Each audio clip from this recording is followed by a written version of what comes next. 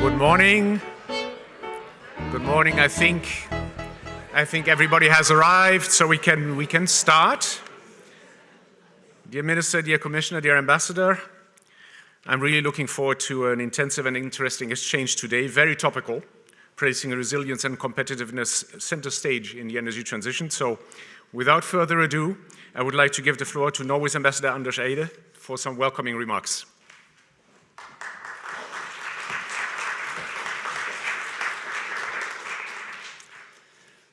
Thank you and good morning, dear Commissioner, Minister, ladies and gentlemen, and dear friends. A warm welcome to the 7th Norway EU Energy Conference in the context of the annual bilateral energy dialogue. A bilateral dialogue that has actually, it goes way back, started in 2003. And since then, more than 20 dialogue meetings have taken place between the various Norwegian energy ministers and EU energy commissioners. And still, after all these dialogues, I believe there's plenty to talk about, and even more so maybe in the context of today's complex geopolitical and geoeconomic challenges. We're also very pleased that one of today's moderators is former Energy Commissioner Andris Piebalgs, who represented the European Commission in the very early days of this dialogue. So it's great to have some institutional memory with us today.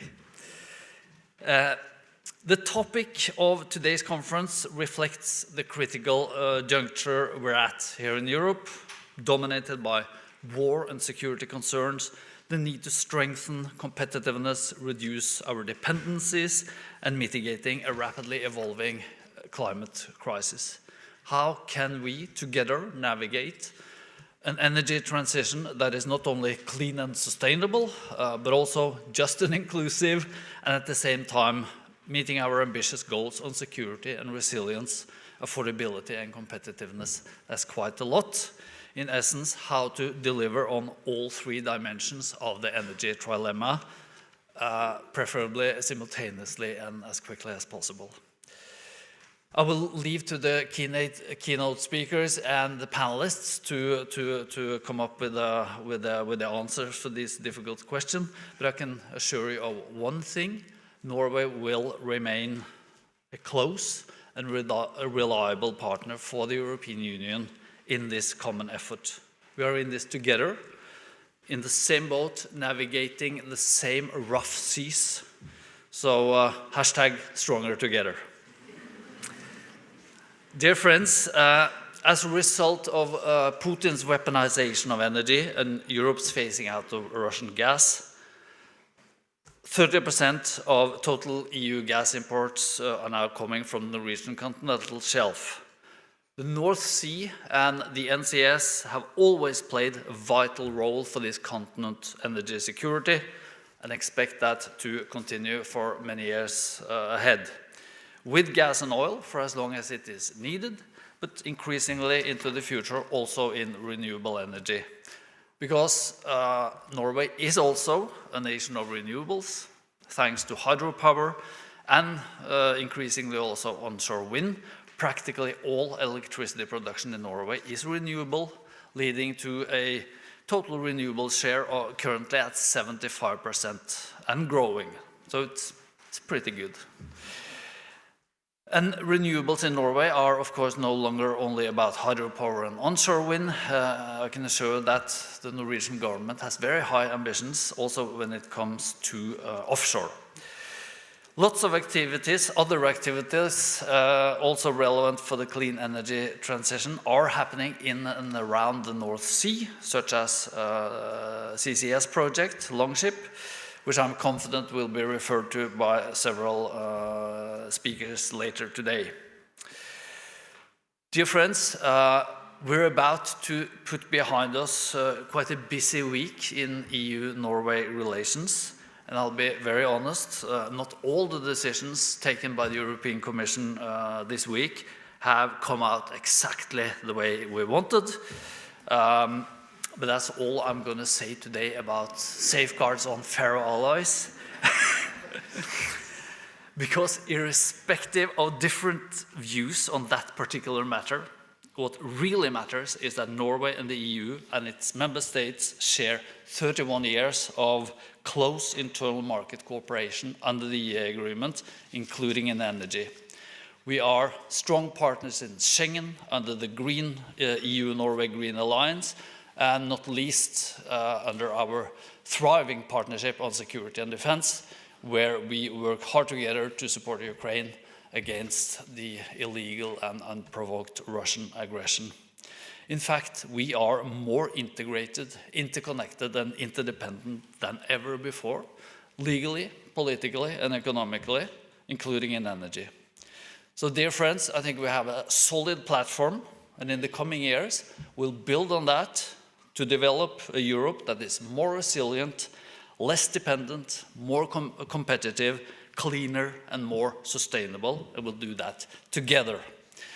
Before I end, let me express a big and heartfelt thank you to everyone who have worked hard to organize today's conference, and to all of you contributing as keynote speakers, moderators, panelists, and participants. So thank you all and welcome.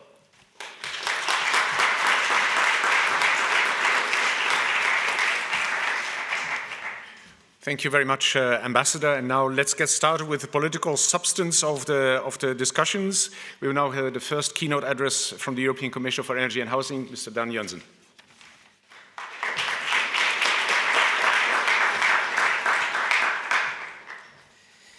Thank you.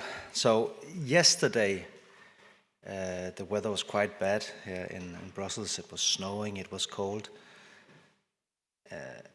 And today the weather is very nice, which normally would be a good thing, but because my speech was written yesterday, it starts with a joke that I cannot use today. Something about you bringing the weather from Norway, I don't know. But it's still cold out there, but our relationship is certainly not cold, it is a very warm one. And when it comes to energy, this relationship is actually vital. So thank you, Ambassador, and thank you, Minister, for our meeting also earlier today. Norway has always been an important and ambitious partner for the EU in the field of energy. This partnership is underpinned by the EEA agreement, which celebrated its 30 years anniversary last year. And today, as mentioned, I'm grateful to have been able to continue this partnership with the Minister and his team by holding a constructive energy dialogue. The topics we discussed were much in tune with the panels that we have lined up today. Firstly, on energy security, here Norway has been and will remain a crucial partner for the EU. When Russia began its brutal invasion of Ukraine and when it began to use energy as a weapon of blackmail, Europe faced a choice, and one path was to continue our dependency on a hostile and unreliable supplier. The other path was, of course, independence, producing more of our own clean, homegrown energy, and reinforcing our supply with partners that we can trust.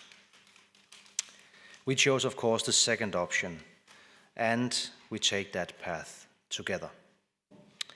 Norway is now our largest gas supplier, accounting for 50% of pipeline gas imports in 2024, with additional supplies of LNG. This brings mutual benefits for both our economies. However, it also raises new threats for the security of our infrastructure, which has become a growing target for sabotage. In the coming years, our cooperation on the security of supply and the security of our infrastructure will become even more critical. In the face of threats, we must stand strong and work together. Speaking of infrastructure, our second panel will focus on how we can ensure reliable and affordable electricity for our citizens and businesses. And here, connection is key. This will become especially important as we move towards a renewable future with more weather-dependent power systems. We must ensure that Norway can rely on EU energy during low rainfall periods and that EU can avail of Norway's flexible hydropower system where possible and when needed. To make this happen, cross-border connectivity, price spikes, and reliable supply are issues that we must address. This means action on infrastructure.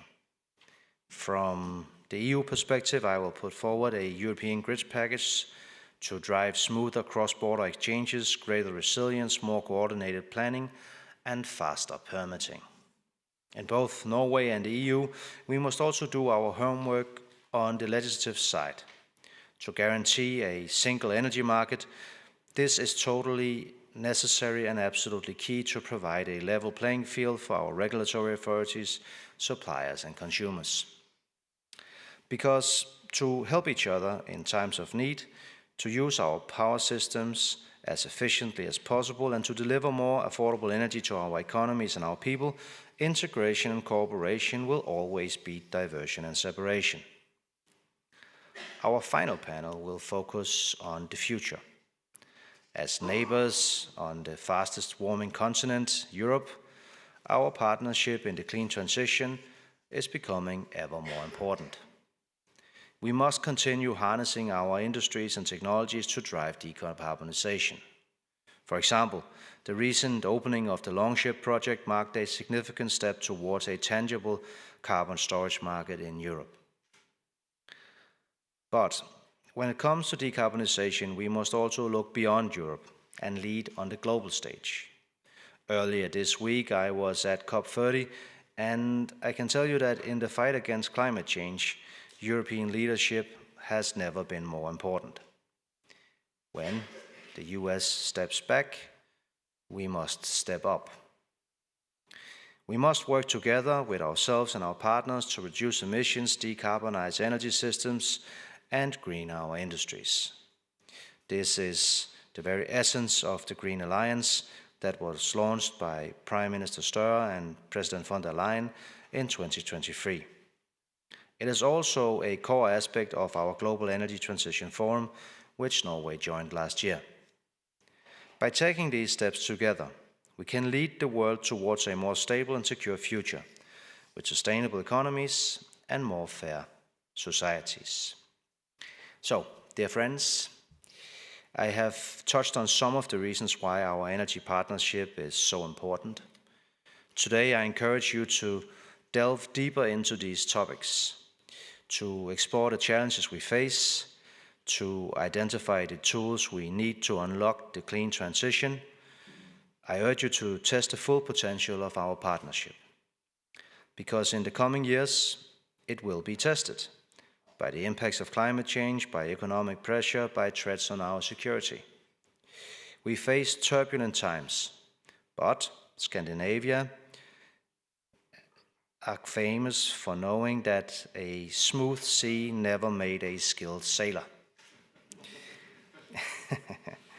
We have negotiated difficult waters before, and we've come out stronger on the other side. If we face our challenges together, I am confident that we can navigate whichever storm will hit us. Jeg glæder mig meget til at fortsætte samarbejdet. Og nu kan jeg jo så bruge lejligheden til at sige en masse på dansk, som kun halvdelen af forsamlingen vil forstå. Sorry for making a joke that not everybody got, but now you can wonder all day, what did he say? Okay, thank you so much.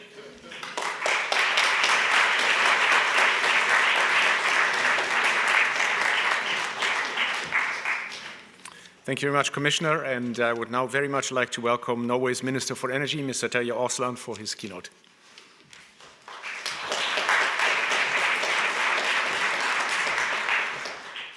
Thank you so much, dear energy friends.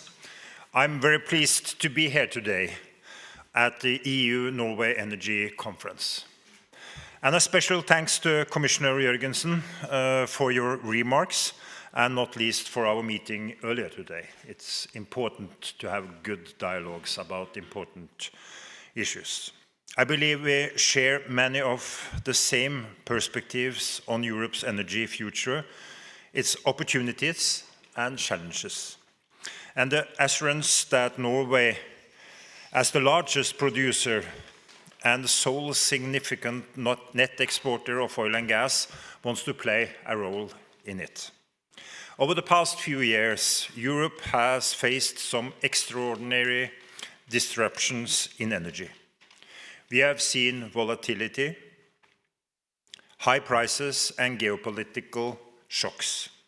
In May this year, I visited Ukraine with our Crown Prince. That visit showed me just how important it is that we continue supporting Ukraine. The key lessons from my visit to Ukraine was how crucial it is that Ukraine has the ability to secure energy for its people and for their defense. The Russian war of aggression against Ukraine, the energy crisis, it reminds us of two simple truths. Energy is prosperity, energy is security. Throughout this turbulent period, Norway has stood by Europe as a reliable and predictable energy supplier and partner. We will continue to do so, today and in the future. Norway and EU are close allies. We share values, we are bound together by the market and trade across the North Sea. We all want to build a sustainable, secure and competitive Europe. Like every strong partnership, ours must adapt and grow in the years ahead. Together, we must achieve prosperity for the people in Europe and drive the transition forward with ambitions, honesty, realism, and a spirit of European cooperation. Let me share three perspectives on how we can achieve this together, perspectives which are also topics at the conference. First is the role of the Norwegian continental shelf and how our oil and gas production contributes to energy security in Europe. Energy transition are not sprints. They are long and demanding journeys. We need steady progress and gradual change, not sudden shocks as the war in Ukraine and its impact on energy markets have reminded us. When supply falls faster than demand, instability follows, prices rise, families feel the strain, industries suffer, and public support for the transition weakness. That is why Norway's approach is clear and balanced. We will continue to encourage profitable investments in exploration and production at the shelf, so we can continue to produce and export oil and gas for the long term. At the same time, we work on a carbon capture and low-emission technologies, and we have developed carbon storage solutions. In the future, we might be able to supply critical minerals also from the seabed. Oil and gas will remain important for decades to come to reach the UN Sustainable Development Goals. Norway aims to play its part by continuing to deliver oil and gas produced efficiently and with low emissions. Remember, access to energy is essential for welfare, for food production, and for economic and social development, and for security and safety. At the same time, we must reduce emissions from production and use of energy. Norwegian petroleum production already has among the lowest CO2 emissions in the world, and we are working to cut more. Norwegian gas plays a key role in Europe's energy mix. It supports energy security and competitiveness by keeping the lights on, heating homes, and fueling industry. It enables the energy transition by replacing coal and balancing a growing share of variable renewables. Norwegian pipeline gas reaches Europe with far lower emissions than global LNG. Our energy research and innovation is also vital. Research helps us improve recovery, develop safer and cleaner operations, and prepare for new industries such as offshore wind, hydrogen, and carbon storage. The Norwegian continental shelf will remain a pillar of Europe's energy security, while serving as a foundation for the future energy system. Second, and speaking of future energy system, is carbon capture and storage. CCS can reduce greenhouse gas emissions, also from hard-to-abate industries like cement, steel, and chemicals. We have already 30 years of experience storing CO2 and know it can be done safely and permanently.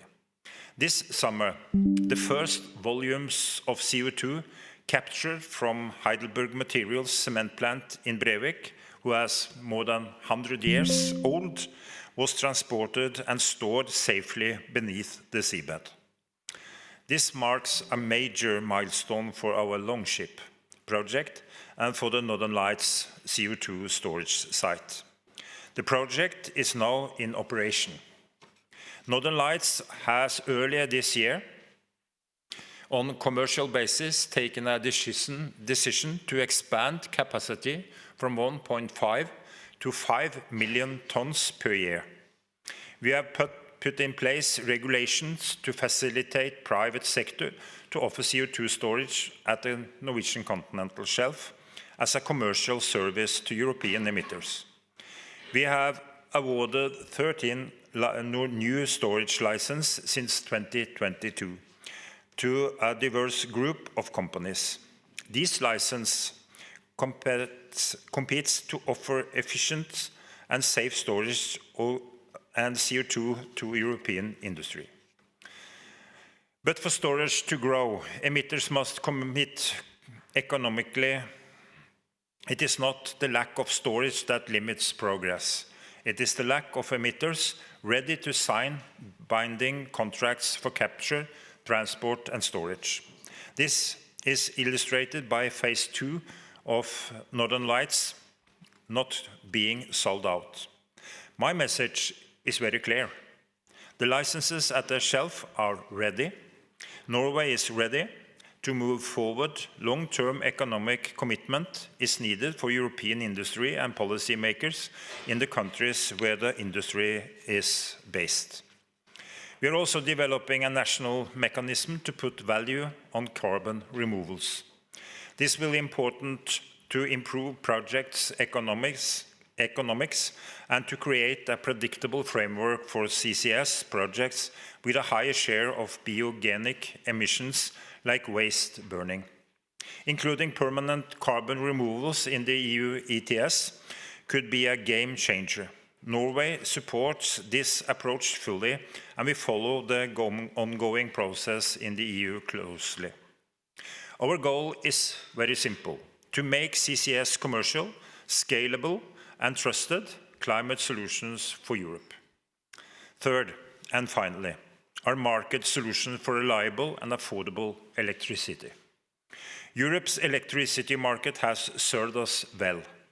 Integrated markets have ensured efficient use of resources, enhanced competition, and improved security of supply. Europe lacks the abundant energy production other regions benefit from. High electricity prices remain a structural challenge for Europe's competitiveness.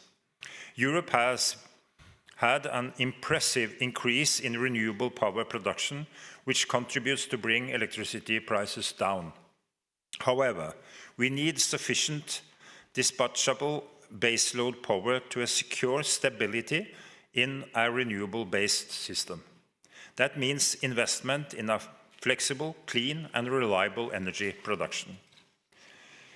Together with my colleagues from Finland and Sweden, I have underlined the importance of maintaining and strengthening the internal energy market based on efficient resource use and fair competition. A well-functioning market is the best guarantee for reliable, affordable electricity. Predictable and stable regulation reduce risks and costs for producers and consumers and makes it more attractive to invest in new, clean capacity. A key factor in reducing system cost is to use existing infrastructure more efficiently. I often say that power production is the heart of the functioning society, but the grid is the vein. Member states with internal bottlenecks should establish efficient bidding zones, because national bottlenecks affects competitiveness across borders. At the same time, we must simplify permitting and improve planning. The new grid package is an important step. Simplification and predictability must remain our guiding principles. Regulations should be based on sound impacts, assessments, and practical experience. And sometimes the best thing we can do is to let already adopted legislations take effect before introducing new layers of rules. In our democracies, public support for rules and policies are essential. Norwegians mostly heat their homes with electricity, and 95% have spot price electricity contracts. The volatile and occasionally very high electricity prices that we have seen over the last few years therefore have a large impact on households' costs from day to day and month to month. To ensure predictability and stability for households without interfering with the market, we have introduced the Norway price as a cost-predictable scheme for households. The final cost of electricity per kilowatt hours is still substantial and comparable to historical prices in Norway, and people will still have incentives to reduce their electricity bills through energy savings. Dear friends, these are just a few of the current challenges we are working on in the EU-Norway energy relation. What the next year or the next 5 will bring is hard to predict. But our partnership rests on a strong and enduring foundation. Europe's energy future depends on cooperation, innovation, and wise choices. It depends on our ability to prioritize and get the right balance between energy, security, competitiveness, and climate ambition. A successful and competitive Europe is mutually beneficial to us all. Norway will remain a stable and a long-term partner for Europe. We will provide reliable energy, invest in innovation, and work towards our climate goals. The road ahead will be demanding, but we are ready for it. Together, we will strive for an energy system that is sustainable, competitive, and secure. Thank you.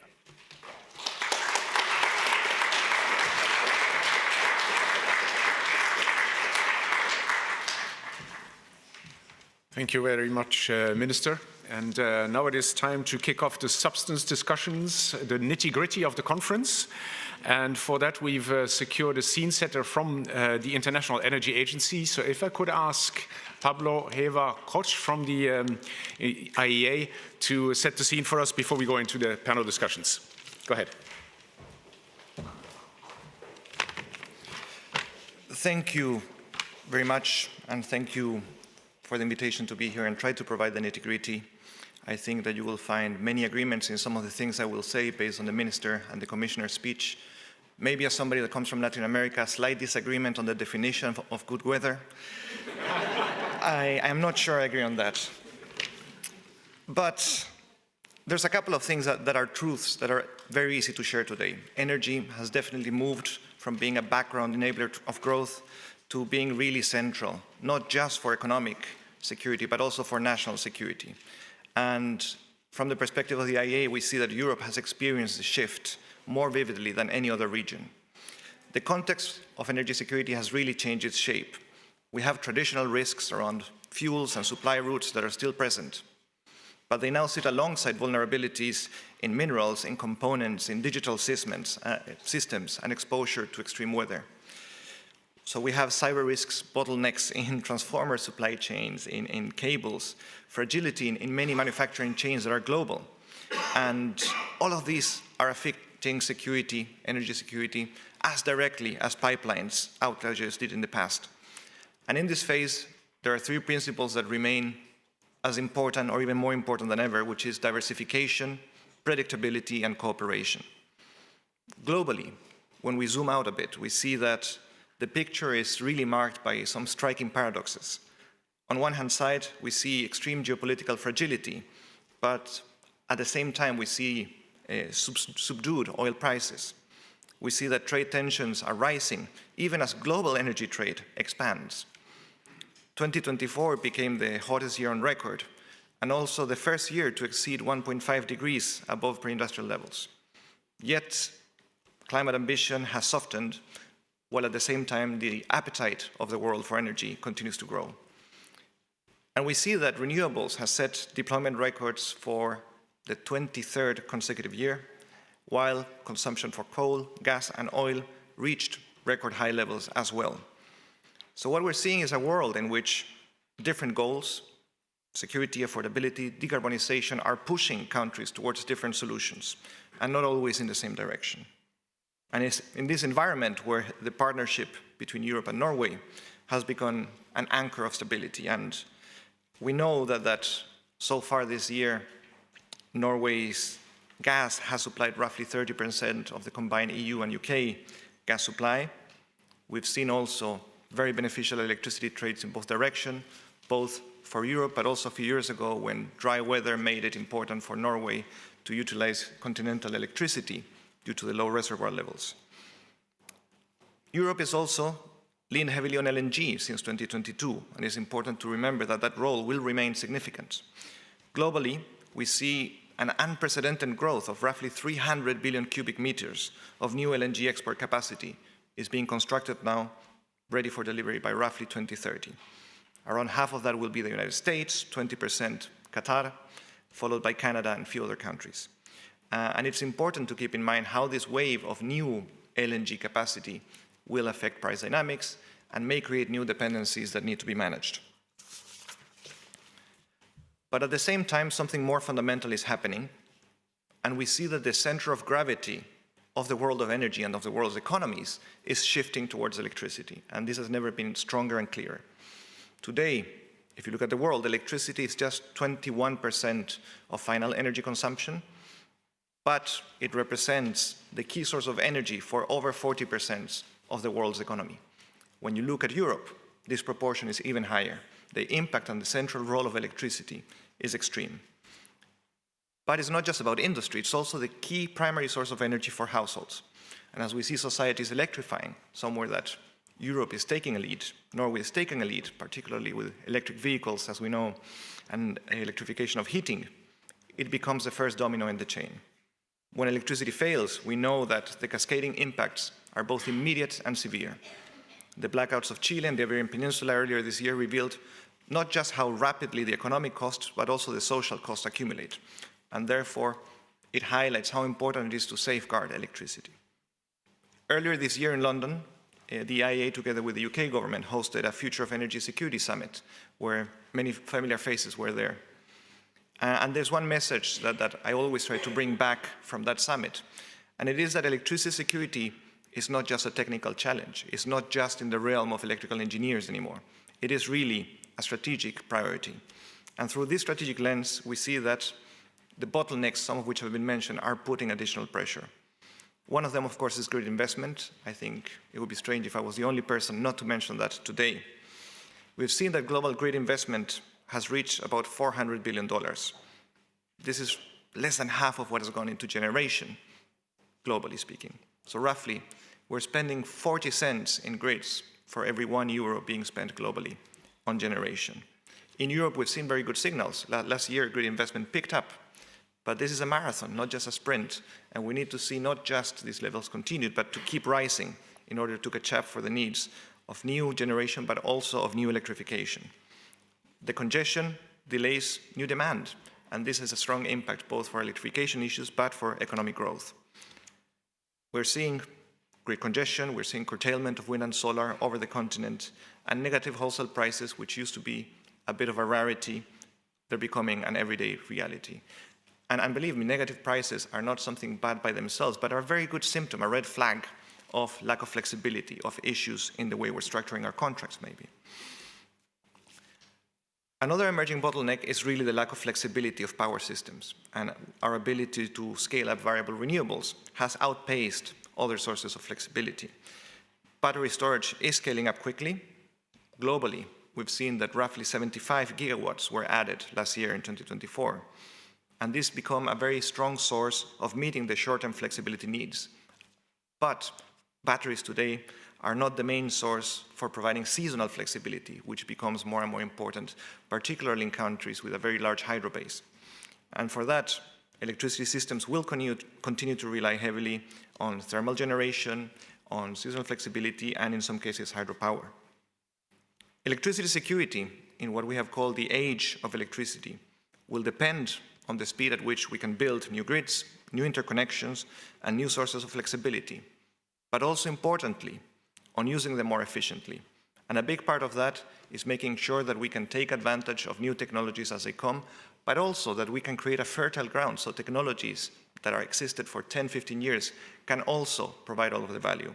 And that's why next year we're going to be publishing a major report looking precisely at grids, grid enhancing technologies, and artificial intelligence, trying to support our member countries on how to really take advantage of existing and new grid infrastructure. Now, building physical and digital infrastructure is essential, but the infrastructure alone is not enough. And I was quite happy to hear from the Minister the relevance of markets, because they are determining today how the infrastructure is used, how investment flows, and whether the system can really deliver affordable and reliable electricity. We've seen, of course, that markets have become a central point of discussion under the affordability discussion. It is important to remember that when we look at prices, it is not just an artifact of the markets, but there's also real-world dynamics, dependencies on imported fuels that are driving prices. When we look at the experience globally over the last 5 to 10 years, we see that short-term electricity markets have performed quite well under stress.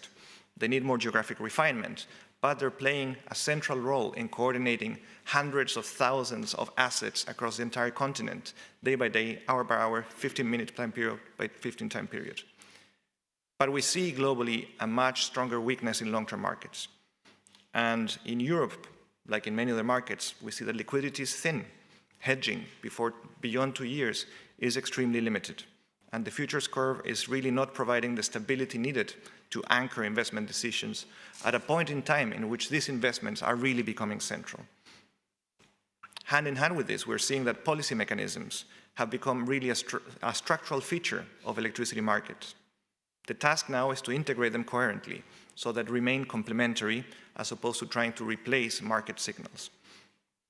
Next week, we're going to be sharing a report that is looking precisely at this, at how electricity market design has performed, how these investment signals, risk allocation, and system flexibility needs are being met or not, and what are the frontiers of market design, not looking at maybe a 2050 kind of system, but right now, today, in the coming 5 to 10 years.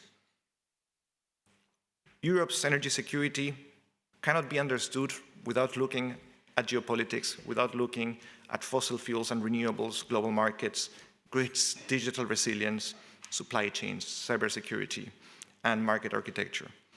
From the perspective of the IEA, Norway is a strategic partner with Europe across all of these dimensions.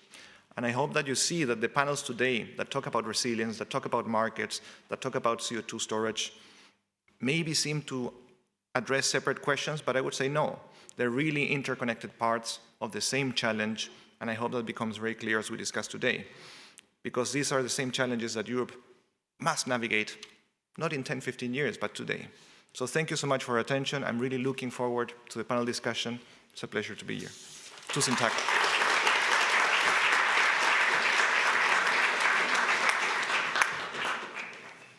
Thank you very much, Pablo, for a great way to set the scene for the conference. And I think you've given all of the panelists and all of the moderators additional stuff to think about as they move into this discussion. So with that, could I ask Andris Piebalgs, whom many of us remember from his time as Energy Commissioner, to take the stage and introduce this panel, which is all about resilience and Norway's role in Europe on this. Thank you.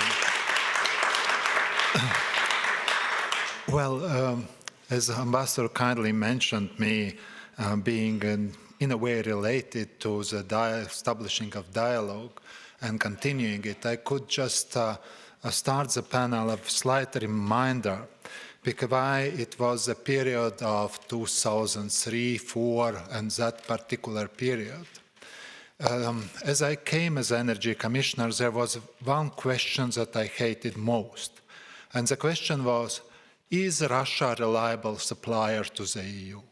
It's really questions that you should not at that time clearly say yes. If you say yes, then why you care about diversification and anything else? And if you say no, then it's definitely your national origins that you are scaremongering and actually from being completely wrong. So you really try to look on the elements that strengthen your energy system. And definitely if you look from the point of view of strength and resilience of your system, you look where the strong parts are. And definitely Norway, with its gas supply, was the biggest asset that we have had then and have now. And sometimes when you are in good relationship, you think, well, it is by definition.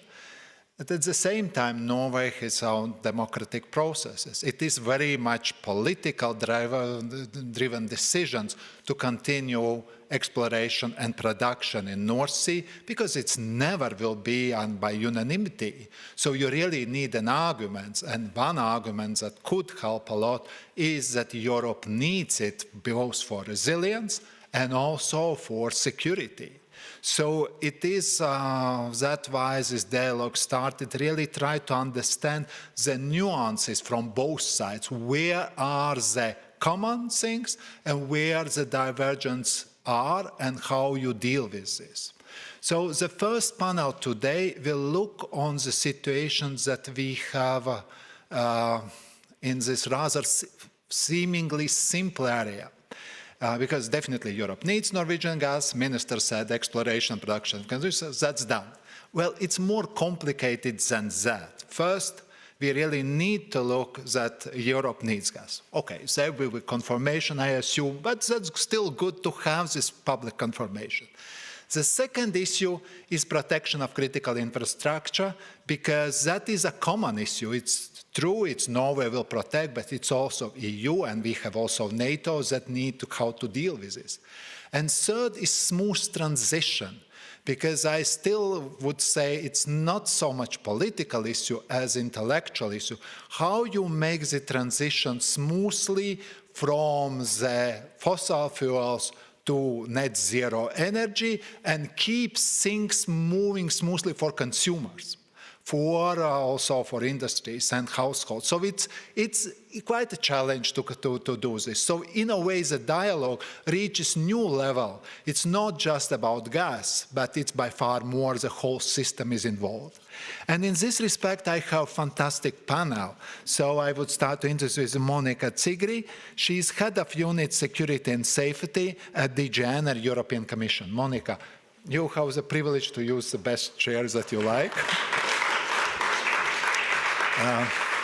Life without Equinor, it would be not imaginable. So Kjetil Visnes, Vice President Norway Energy Hub at Equinor, is next that I would like to invite here.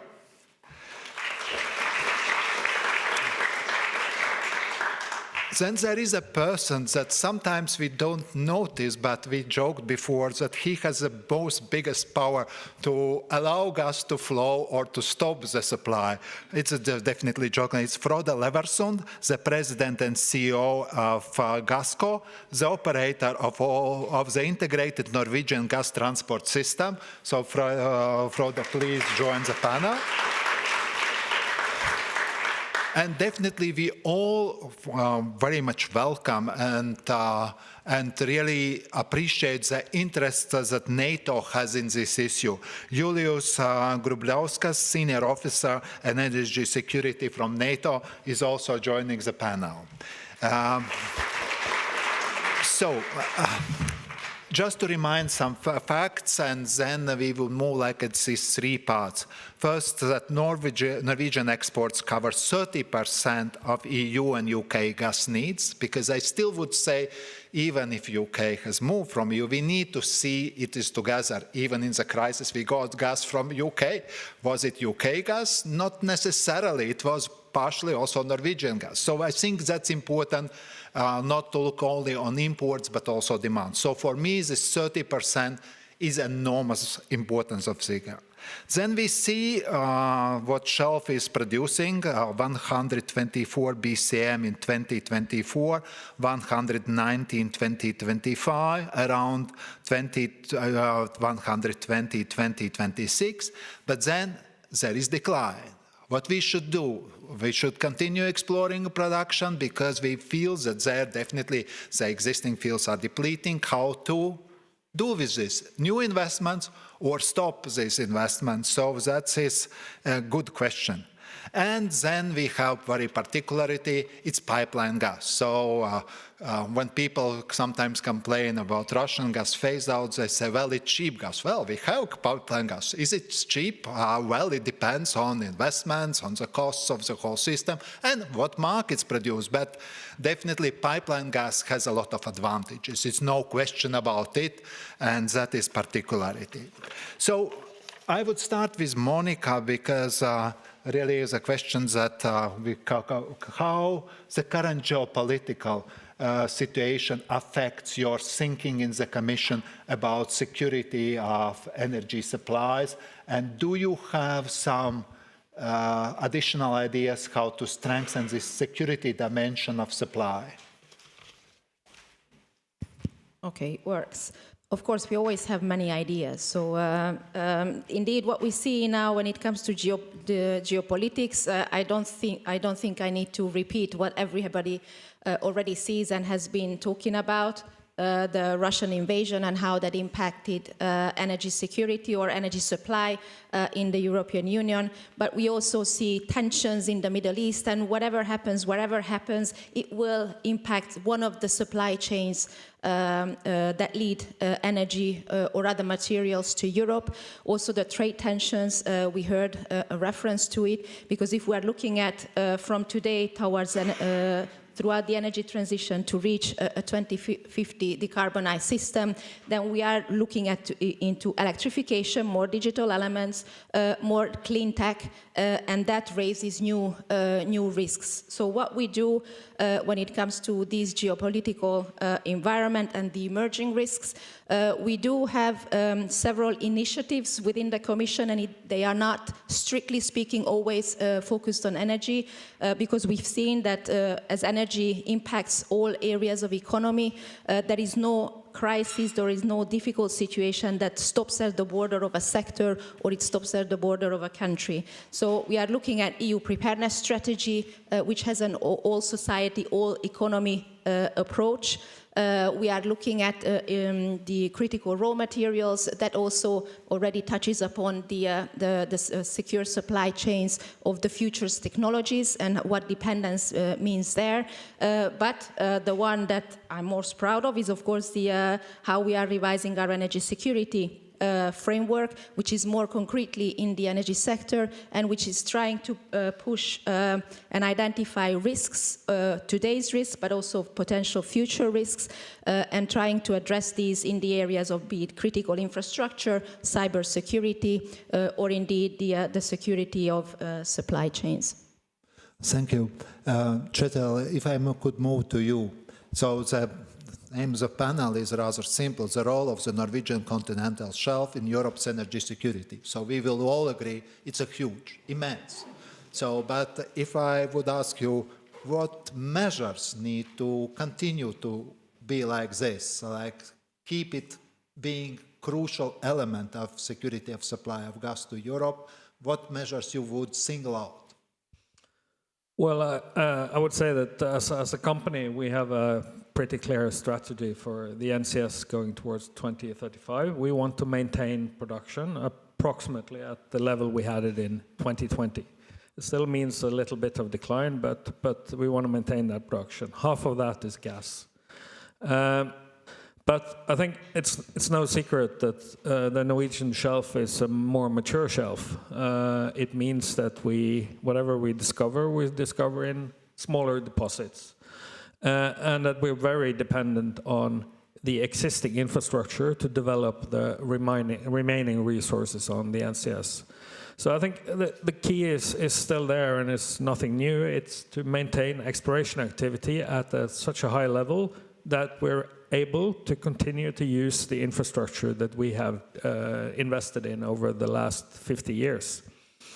And we see that in the Norwegian debate, it has been, while it's still a big majority politically for continuing oil and gas activities on the NCS, there is a debate about future exploration linked both to where on the shelf and if we should do it anyway. And I think the signal from Europe that there is a long-term need, and if you look at the projections, Norwegian production falls quicker than consumption in Europe in almost any or in all scenarios.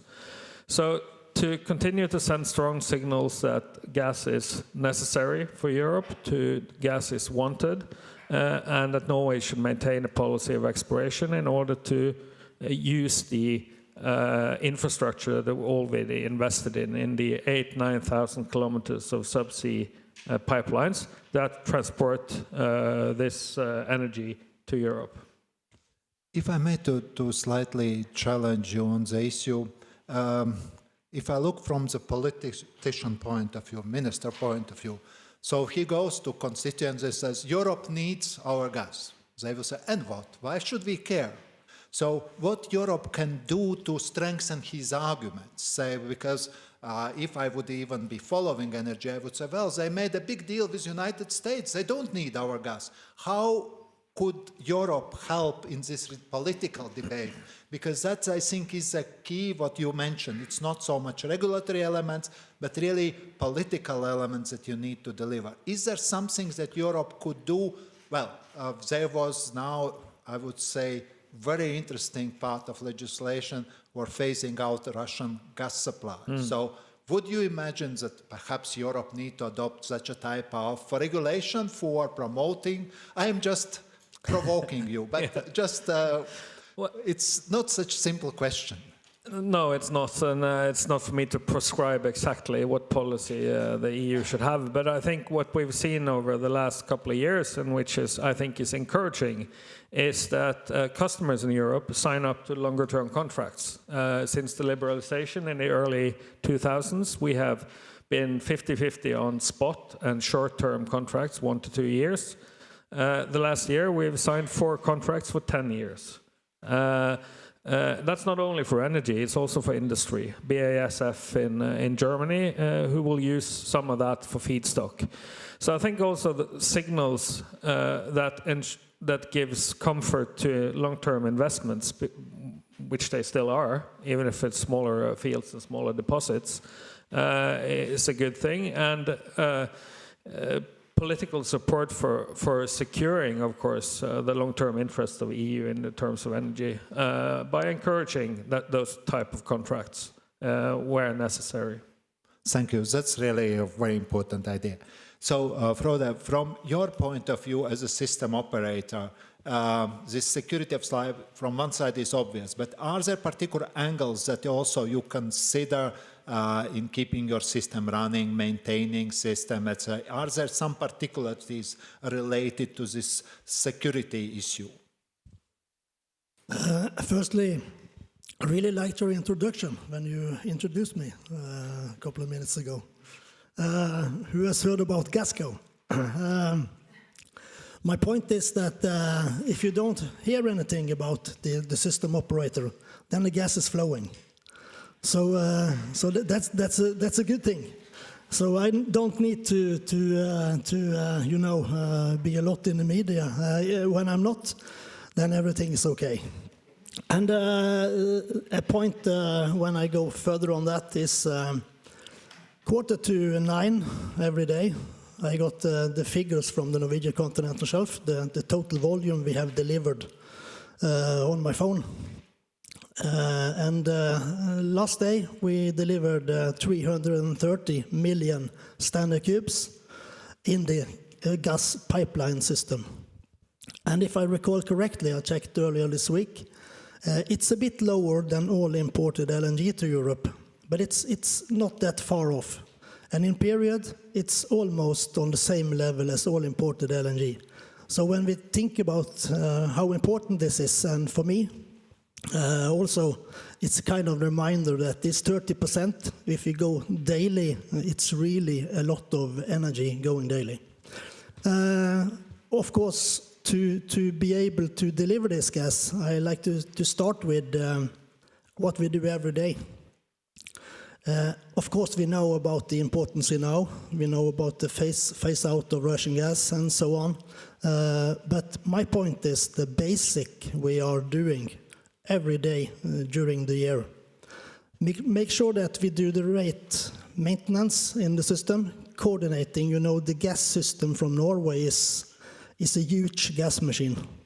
More than 60 producing gas and associated gas fields, delivering gas into the system, and close to 9,000 kilometers of pipelines, 3 big processing plants, 7 receiving facilities in the continent and UK.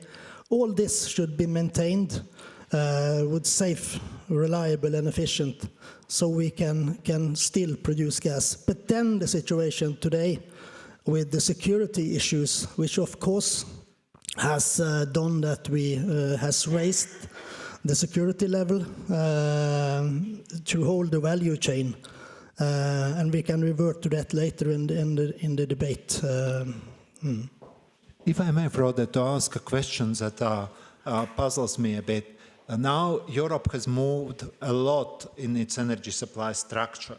So Russian gas has been less, now it's being phased out, there is more LNG. Does it affect operator like Norwegian gas co-operator, because you are in a way also need to be knowing how the flows are going, or how does it affect you? Do you need additional investment, or you could manage with existing assets? The Norwegian system is very flexible.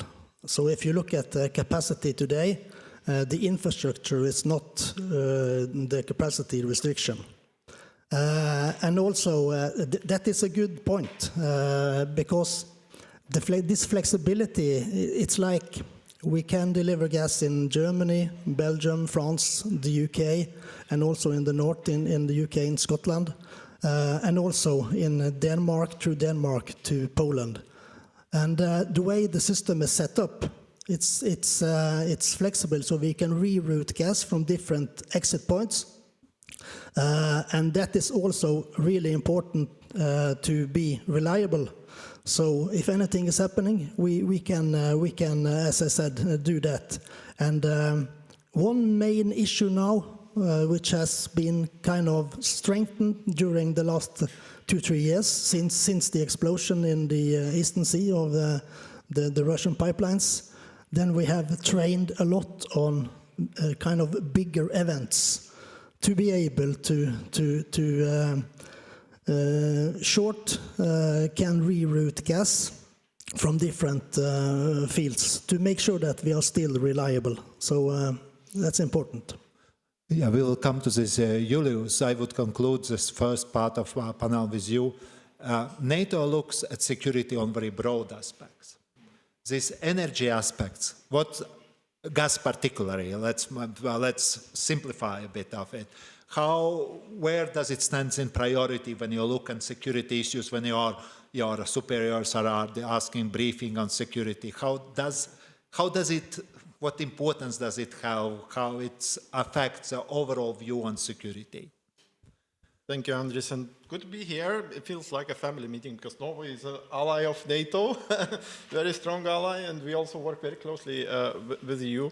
To answer your question, there's, I would say, a big difference between how it feels now and how it was, some decades ago. Actually, NATO's energy security agenda came about around 2008 when we had the major gas crisis. But back then, as you said in the beginning, many saw this as a sort of Central European problem dependent on Russia. And I think then together with cyber and terrorism, this kind of opened a new chapter for the alliance to deal with those security issues. NATO has been seen in the past as sort of military organization, but we also a collective security organization. And we realized that, energy supply, it has a powerful impact You know, without it, people freeze, economies stop. So what if it could be weaponized? And we saw how Russia can weaponize it. We saw that, you know, when they occupied illegally Crimea, they also cut off gas Crimea. Still, many did not believe that it could be used against allies, but in 2021, 22, it was. So it was, you know, part of the hybrid toolbox. And then I think the major turn for NATO in sort of strategic understanding was 22. Because then we had to really scramble for every BCM. Norway emerges, you know, a rescuer of entire Europe. But we also realized that we are dependent on this handful of very big pipelines under sea that are so important for Europe. And these pipelines under sea international waters, which is a little bit of a Wild West. So Norway and Germany asked NATO, maybe NATO could step in and do something about it. And that was a big change, because we then crafted the entire critical undersea infrastructure security agenda, and increased presence, sent assets also to the North Sea, and we declared that, you know, we have to be able to detect and respond also to attacks to undersea gas pipelines. For NATO, this also meant a few broader things. That first of all, we have to be ready not to only face these traditional direct military attacks, but also hybrid threats and risks to energy supplies and infrastructure. And we also realized that we have to expand deterrence a little bit. Allies have declared very clearly that any attack on allies' critical infrastructure would be met by a united, determined response. That was strategic messaging from NATO. But for that deterrence to work, we had to make sure that we can expose those who try to hide. And that also meant partnering up, also with industry, with allies, governments and such, because it's a shared responsibility. That's also for NATO, that was a learning curve to learn how to do with all kinds of partners to play in a team. Then also resilience agenda played a role, because it's always cheaper to plan security and resilience measures by design than retroactively try to fit in the measures. And also the latest development from NATO, we are realizing that we have to be able to adapt our defense toolbox faster and innovate faster, because we are still reliant on a few very, very expensive, very powerful but expensive assets for protection and defense. But you have these, you know, drones, you have all kinds of sabotage incidents. So we are also innovating. Task Force X that we launched with unmanned sea drones is a good example. So it did start a lot of strategic thinking also at NATO, how to respond to this security challenge. Thank you. I will move now to audience for the questions, but I will just conclude this first part of the panel. It's quite obvious. This 120 BCM are crucial for Europe's gas supply security. And we know that also what Frode said, that supply is rather flexible. So it is not unflexible as you would imagine with a pipe. So it means that it gives this comfort. We know that Equinor continues investment policies, exploration, production, and we also know what would expect, that NATO is making good analysis of the situation and taking good care of it. So now the questions, 2 questions for each part I have. The first question is there. I think I will give Mike. And you need to present yourself and to say to whom you ask. Thank you very much, Paul Frisvold. I lead a gas project for Greenpeace here in Brussels, and I'm a green politician in Norway. My question goes to you, Monica Sigri, because you actually asked a very important question in the beginning. For how long will there be a gas demand in the EU? And what part of that demand will Norway cover? If you look at the combination of all the initiatives that the EU has taken to reduce consumption, and indeed the decarbonization of the gas market, hydrogen, and the 2040 figures, several scenarios are being presented of what is left then after 2040. We will present that on the 4th of December. You're all cordially welcome. Report by the Menon Economics. Because we understand that Norway, obviously, in a reduced market, would like to have probably all of that share. And you asked that question in the beginning, Andres. How could the EU do that? Does the EU have any tools to say, all right, we don't want to purchase gas pipeline from Algeria, from Azerbaijan, from LNG, from Egypt, Qatar, or the US. We only want the so-called low-carbon production, predictable, friendly gas from Norway. Do you have the tools to do that? We actually have a great tool, and it's called the internal energy market.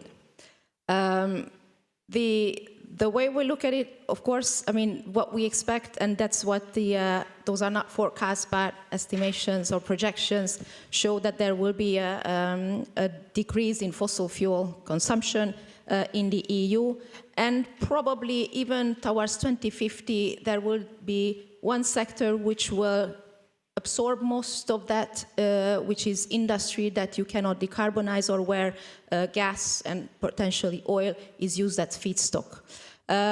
So the type of rules that we are putting together, both when it comes to the internal energy market, is to put the incentives in the right way in order to guide market participants to actually go for the most efficient, the cleanest, and the most secure sources. So I'm sure that politically we can always say, you know, let's give everything to Norway.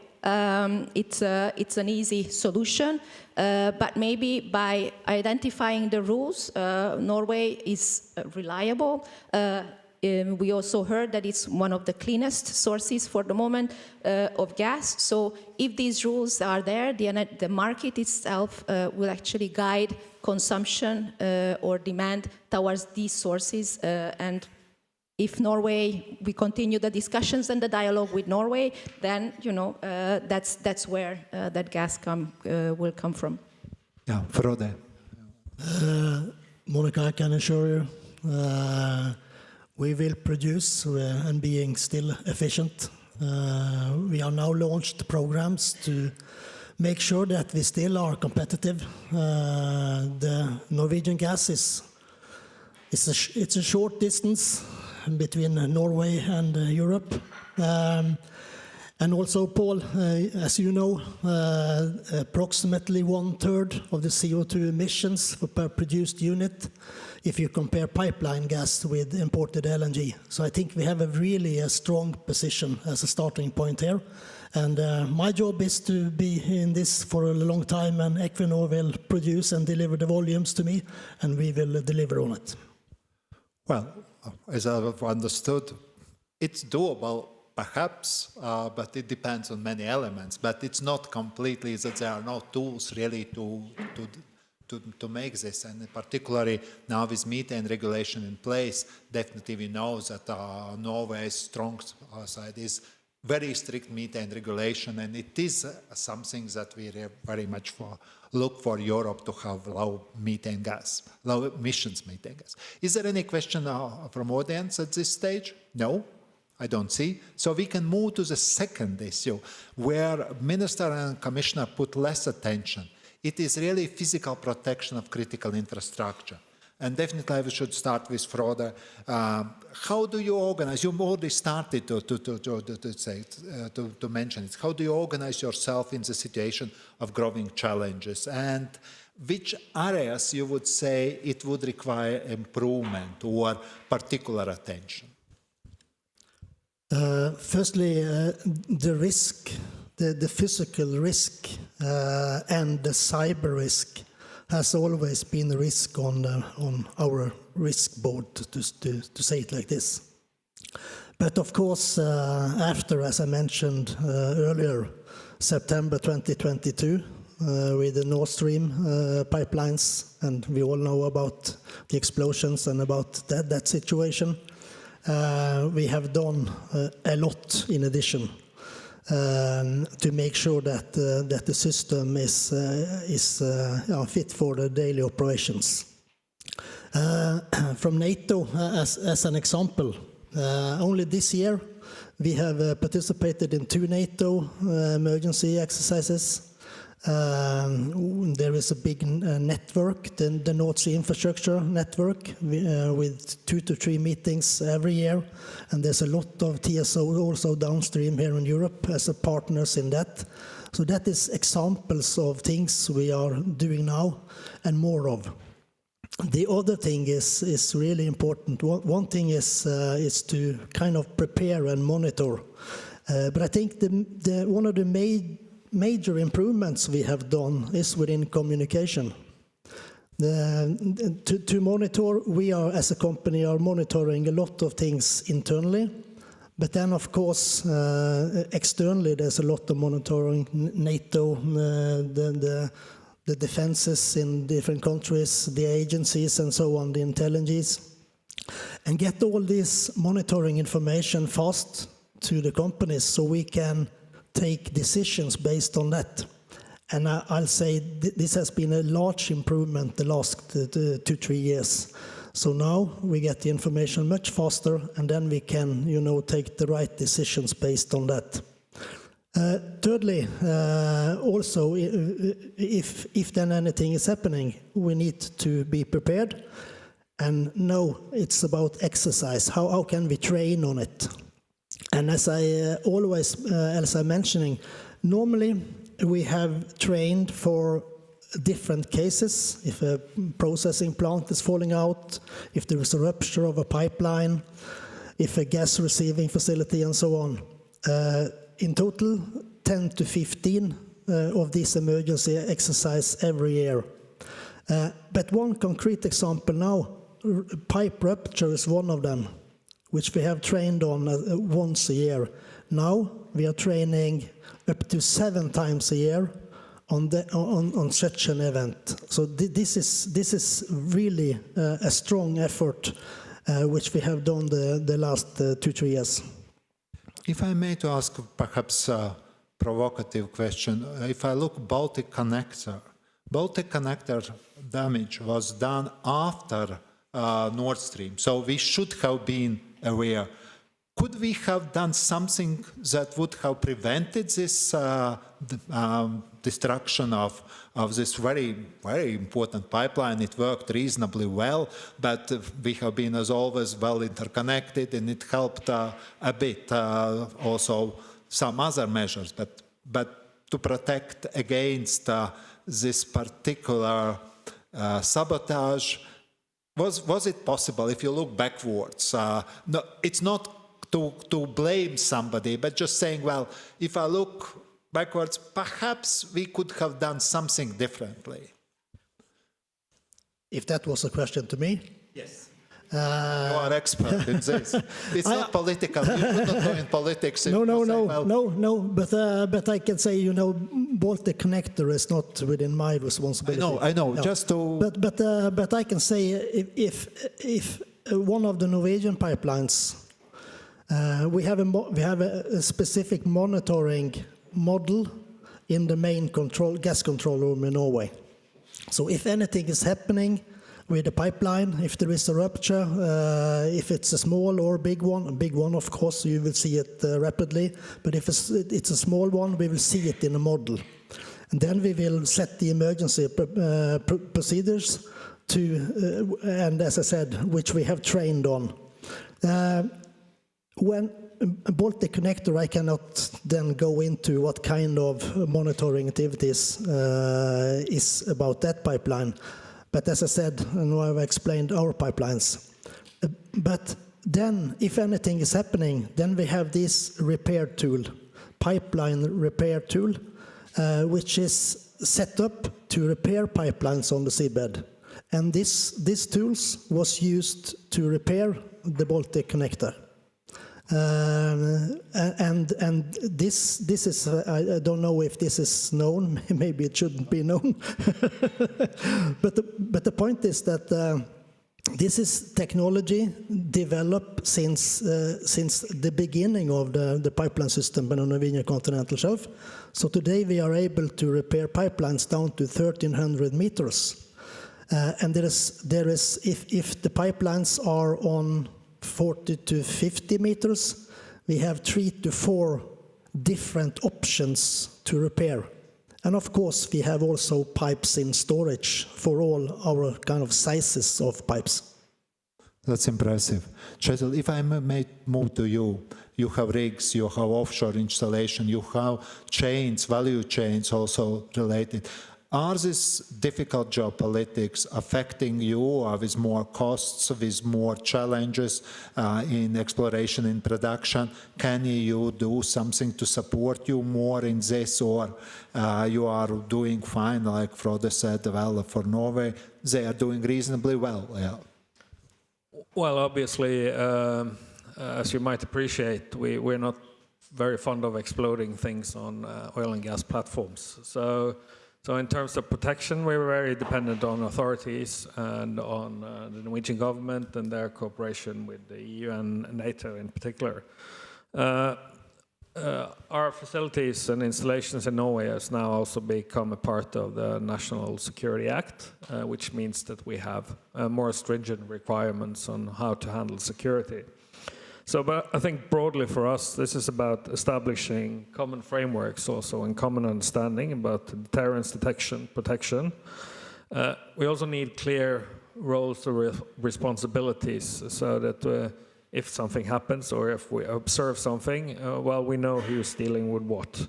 And I think basically a shared threat understanding, sharing information, both with Norwegian authorities, which we are required to under the Act, but also with other partners. And I know that Norway and Belgium, for instance, have entered into agreements where sensor data from our installations are shared with a relevant NATO body. And that's maybe a point there that the network that Frode is managing is 8,000–9,000 kilometers of pipelines. We needed to monitor that before there was the kind of threat we see today. So there's a number of sensors and equipment, etc., that can be used for several things. So we have also then a lot of data to cover, and to be able to share that and use that in terms of security is important. But I think and of course, as you mentioned, plan and train. We have had our own annual or more trainings. So I think all of these things, I don't think there's like a silver bullet here. We need to cooperate on this across governments, across companies, and with relevant authorities. And we need to do it more intensely than what we've been used to before. If I may to put additional question from the safety point of view, I recently heard leader of one particular important branch for safety, AI and security. He said, well, we have lack of qualified engineers, and we get them from Iran, China, and well, some other countries where you could at least expect that there is a risk that sabotage could come from internal sabotage, not necessarily from outside. Is that a risk also you consider in Equinor, or you would say it's negligible? Well, as I said, we're a part of the National Security Act now in Norway, and that puts also requirements on us in key positions. Where we have to consider personnel security in the sense that you're pointing to there. So in that sense, of course, it's something we need to consider, and it's now also something that we're mandated to consider. So as a part of the Act, a number of positions have been identified as particularly critical, and then there are certain security requirements to personnel being in those positions. So yes, this is something we need to consider. It is something we're taking into account, and personnel security is a bigger part of our security system today than maybe it was just a few years back. Yeah, if I now can come to Julius, NATO did some things that I praise, but at the same time I could also question. The moment we have had these security risks, they have been of NATO operation to protect infrastructure. That I think is why I praise it. It's really quick response. The problem is now that a lot of public opinion believes that it could be permanently. So NATO will patrol and protect. So how NATO thinking is evolving on these issues of protecting of critical infrastructure, what we can expect from NATO, and where you would say, well, other stakeholders should take their role? Thank you. Really good question and very timely, because we see the issue of critical energy infrastructure protection only growing. We see a lot of incidents, sabotage drones and whatnot across also Europe. And we are also looking at Ukraine. Energy, is a prime target in Ukraine. So we, as NATO, we have a responsibility to prepare also for crisis and conflict. So we are also learning a lot from Ukraine, what is happening in the energy field. And there are lots of lessons for us about how they organize security. So first of all, they do have very close cooperation between defense and energy. So for these rapid repair teams that go, it's hand in hand. It's one team. But there are also very smart strategies for the protection of infrastructure based on the passive security measures that you can plant. For example, bury infrastructure, have concrete casings. So it's protected, through resilience, through measures that could be done anticipating some risks, and active security measures from counter-drone measures to perimeter security, all the way up to air defense. This is also very important for us to learn, and also this resilience by design is very important for new infrastructure, because you mentioned the Baltic Connector. I remember the initial plan of the Baltic Connector was to bury the entire pipeline. And in the end, because of the cost, they only buried part of that. It could have been also done better, but costs money.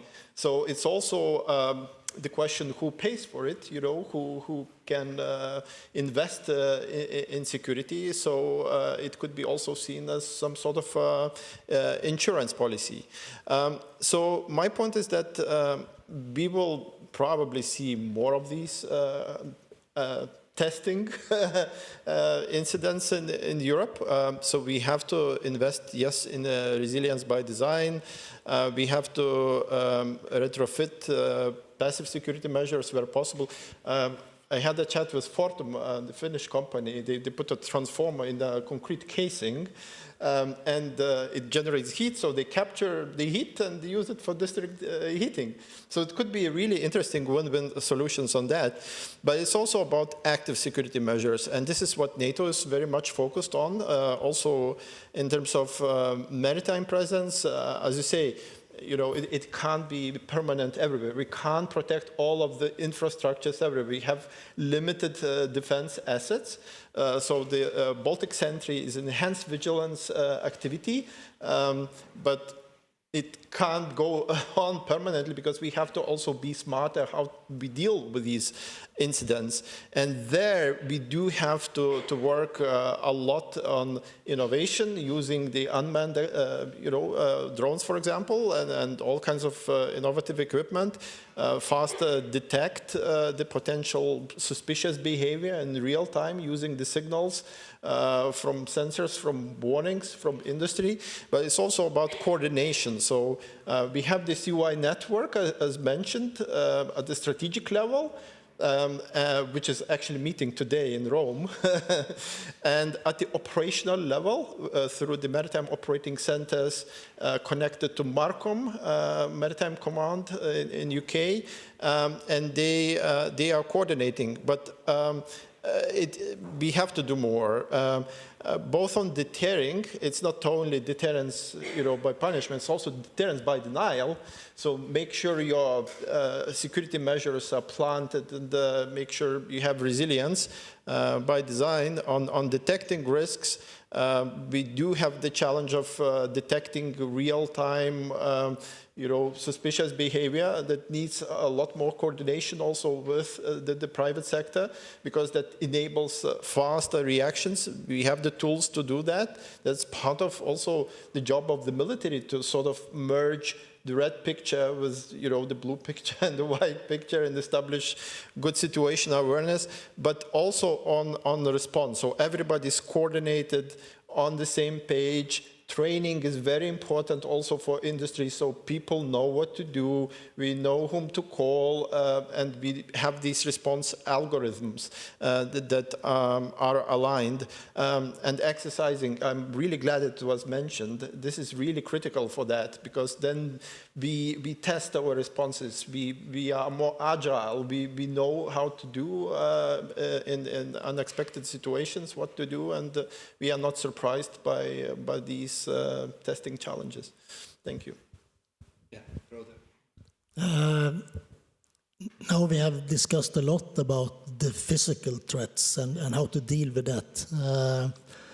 But I think also within cyber threats, we have done a lot. Of course, as I said, cyber has always been a risk on the risk matrix. But now we are training a lot also together with NATO to deal with that, and that is kind of another threat which is not easy to see, and the development is rapidly so this is an issue we really, and there's two keys in this. The one is the physical barriers in the IT systems to make sure that nobody can come in. But secondly, it's all the people which is using the systems, and we are trying, to have strong barriers on both, and really to raise that. We have done that for a long time, but especially important now for the years to come. Yeah, thank you. Julius raised the issue, who would pay? As a EU citizen, well, EU should pay. So for whatever action. So sometimes you get this impression. But Monica, for your very serious questions are that I would like to put. First, you have analyzed and worked a lot with protection of critical infrastructure. There are legislative acts being adopted and implemented. So what is your analysis? Are, from this legal system point of view and measure point of view, is EU well prepared, or there are areas where you are still looking? The second issue that I have is usual challenge with the EU. I would just mention methane regulation. It is already, as it's a regulation, it's already in force since August 2024. In 5 member countries, we still have not competent authorities. Okay, Commission is going through all the legal procedure, but it takes time. In that particular case, you would say, well, its damage is not critical, it's bad, but in protection of critical infrastructure, you could get free riders. I don't invest, then something goes, Europe pays. How to get more coherent implementation? And third is already that Frode raised, and I will come to both other panelists, is the issue of cybersecurity. Because for me, perhaps I watch too much movies or I read too much. I am just scared. I'm just scared because, it seems that the threat you even can't predict from which angle it will come at the end of the day. We are dynamic enough in this area? So it's quite a long list of questions. You could skip some of them, as usually, if I put too much questions. You may have to repeat your questions if I forget what those were, yeah? But indeed, when it comes to critical infrastructure protection, we do have existing legislation, the Critical Entities Resilience Directive, which covers several sectors, so energy is only one of them. So we are talking about digital, transport, and other critical sectors where there are relatively serious requirements and how you have to ensure that you identify which are your critical entities and what are the measures that you introduce to actually protect those. And indeed, as it is a directive, sorry for the EU thing, it means that every member state will actually implement those requirements the way that fits their own system, which makes it very difficult for investors and operators of these entities, if they act cross-border, that they may have to face very different rules. So we have already received certain calls for a bit more harmonization of those rules to make it easier to actually implement those requirements. And what kind of things that can help that? Well, we do have different coordination structures, so exchange of information and coordination between member states on the implementation of these rules is very important, because that can simplify and a bit move towards standardization of how these are implemented. We also see many activities when it comes to surveillance or even repair capacities. There is regional cooperation on these, bringing together different countries to actually implement those and bringing together all their forces. The resilience by design is one of my favorites. This is something that we don't yet have, but we are already putting it out there. Resilience by design is, when it comes to investments into infrastructure, and let's just stay with energy, is cheaper than upgrading afterwards. And indeed, this is an important aspect that we are trying to push either under our revision for energy security or actually as part of the grids package for any new infrastructure. And we have also talked about cooperation, situational awareness, and I think that is a very important topic.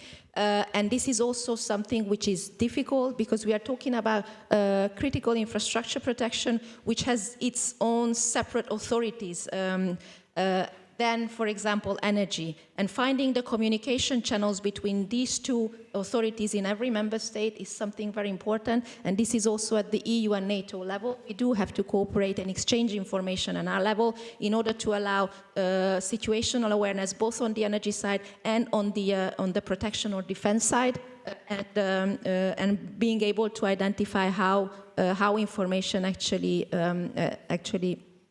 can go across. We do have our coordination groups for everything, so also for critical infrastructure protection, also for energy, and joint meetings, in fact, could also incentivize and help a bit this information provision. When it comes to cybersecurity, again, we do have horizontal legislation for cybersecurity issues, which again, it covers several different sectors, but we need to identify whether there are anything specific to the energy sector that may need to be addressed. For example, for electricity flows, we have separate so-called network codes or separate rules that try to focus on the energy-specific or electricity market-specific cyber issues. And again, one of the areas of action is bringing together the cyber experts with the energy experts, because those are not necessarily the same, and there needs to be an exchange of information between those two. So this is what I would say, something shortly on these aspects. Yeah, could I ask again, a bit provocative, taking into account what happens in Ukraine, especially now, would not it make sense to make like a permanent task force on energy security issues? Well, it is Commission and member states that there are different formats, but just one format that we know, one-stop shop in a way for these issues in country like Latvia, or because there are also different institutions responsible, and then until you find response, it takes time. You find response, but that you would not it be right time now, because there is very clear we see focus on energy infrastructure. Well, we do have existing groupings which are focusing on the specific energy security issues of that subsector.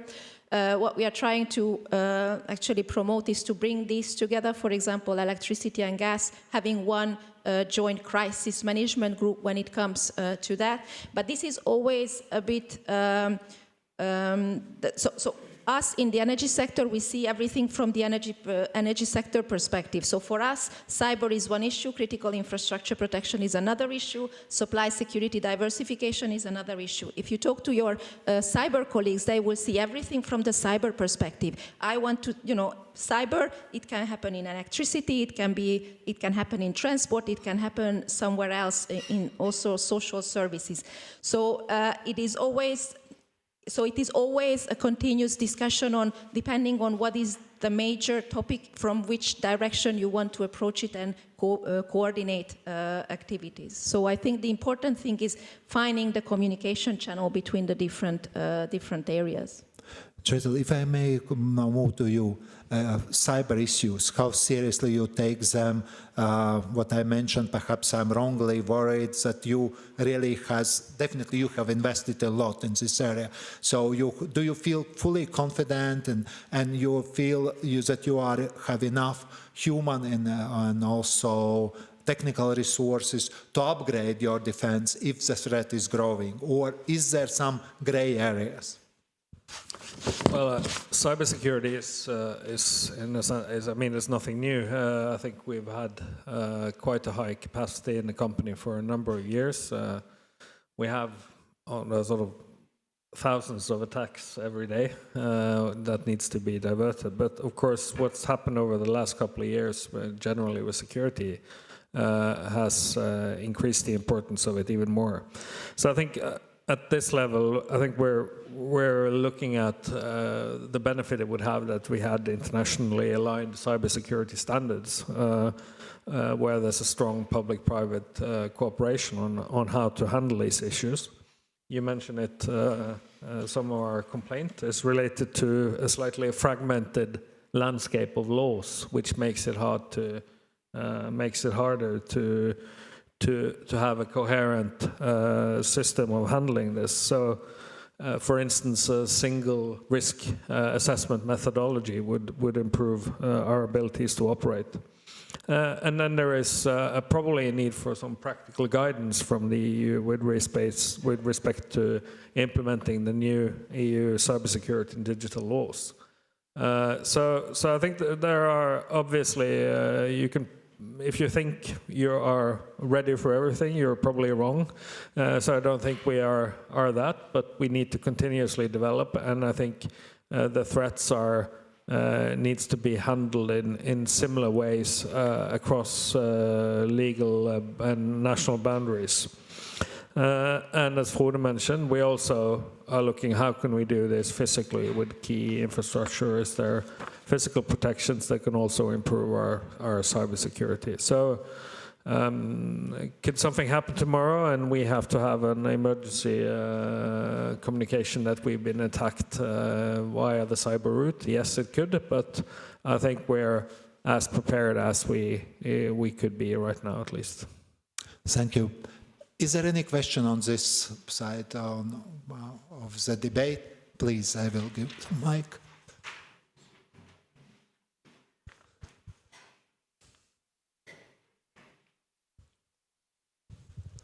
Thank you very much. My name is Knut Samdal. I'm Vice President Research at SINTEF, Norway.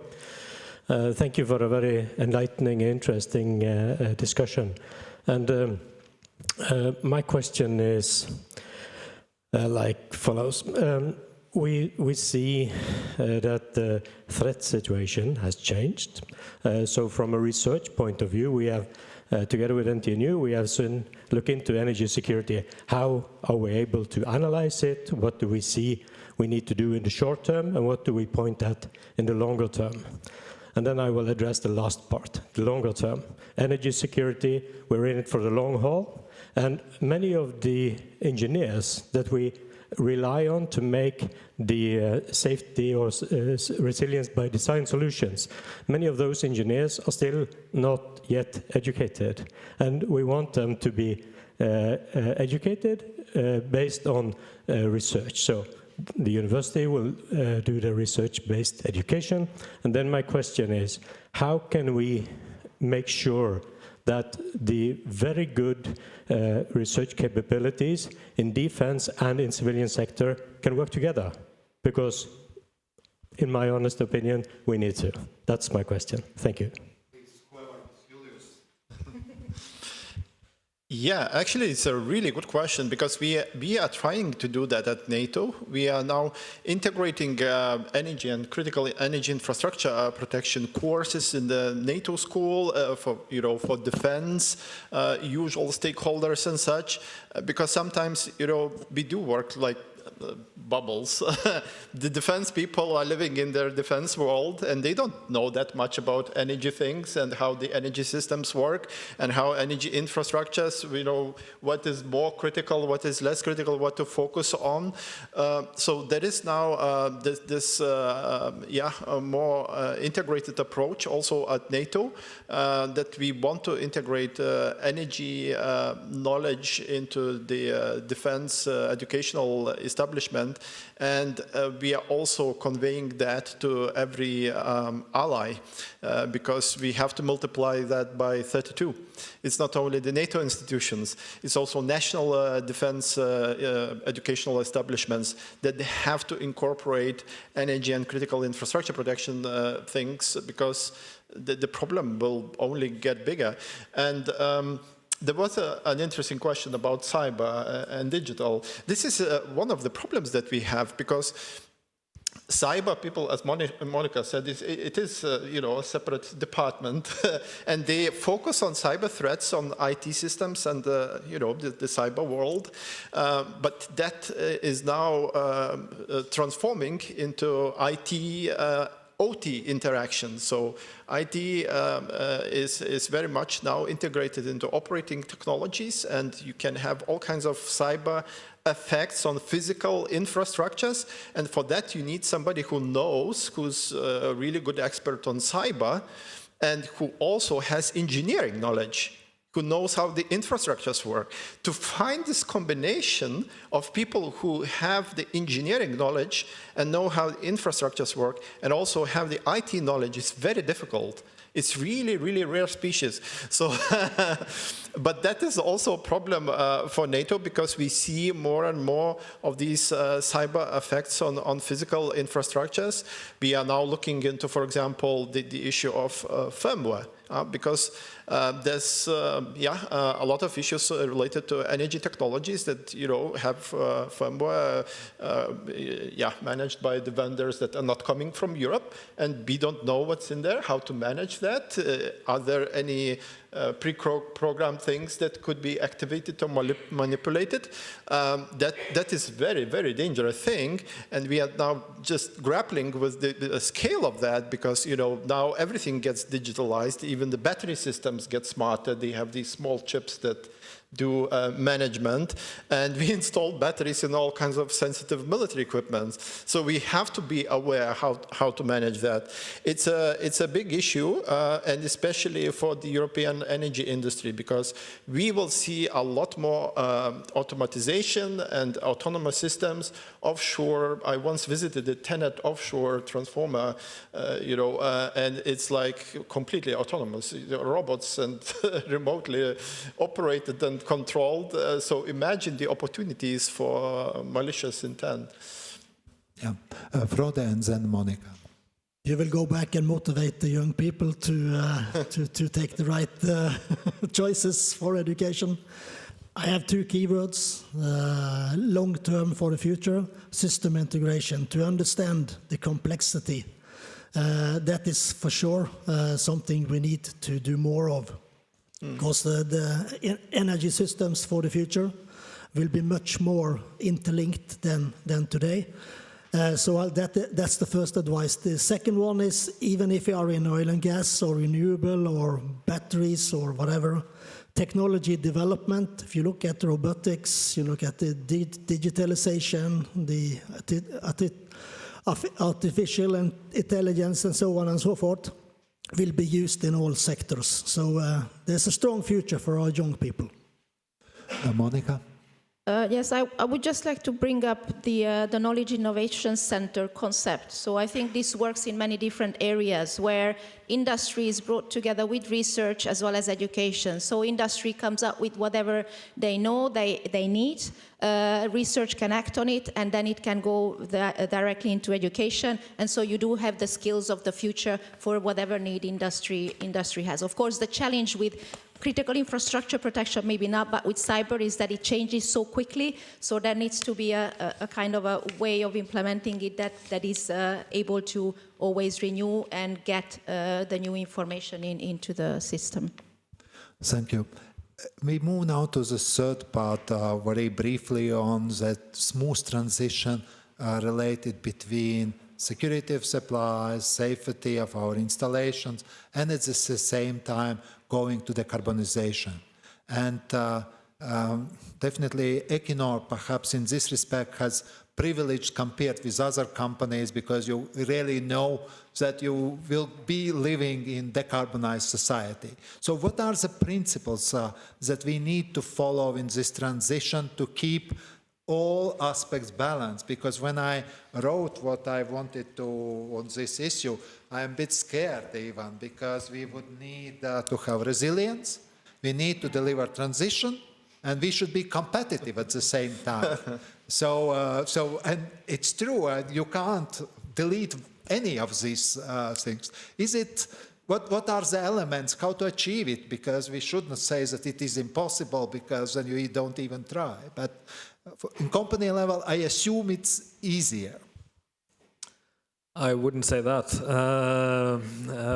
but no, I think it is a challenge. I think the starting point is, of course, that the oil and gas, that 100% of the gas and 90% of the oil goes to Europe. That has an energy content that is about 2,500 terawatt hours. Norway exports electricity in about 17 to 18 terawatt hours. So the scale of the challenge is quite significant. We launched a strategy 4 years ago, well, yeah, 4, soon 5, with respect to broadening our company's space. It was based on offshore wind, it was based on CCS, and looking into what kind of role hydrogen could play.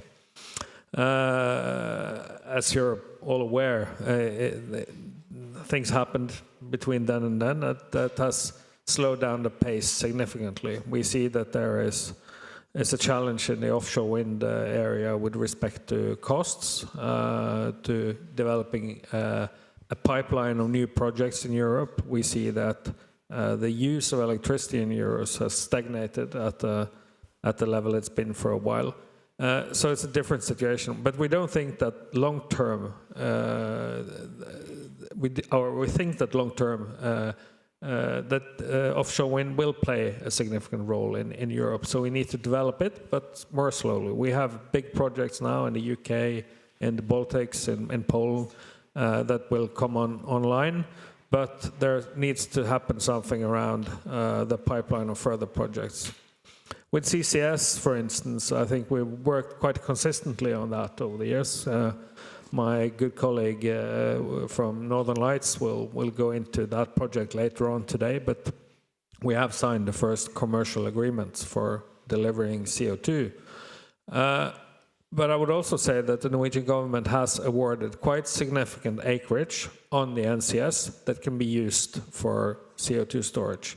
We have tested it, it's there, we're talking 20, 30 million tons of CO2 per year of capacity on the acreage already given out, and there is much more. But the problem is right now on the capture side.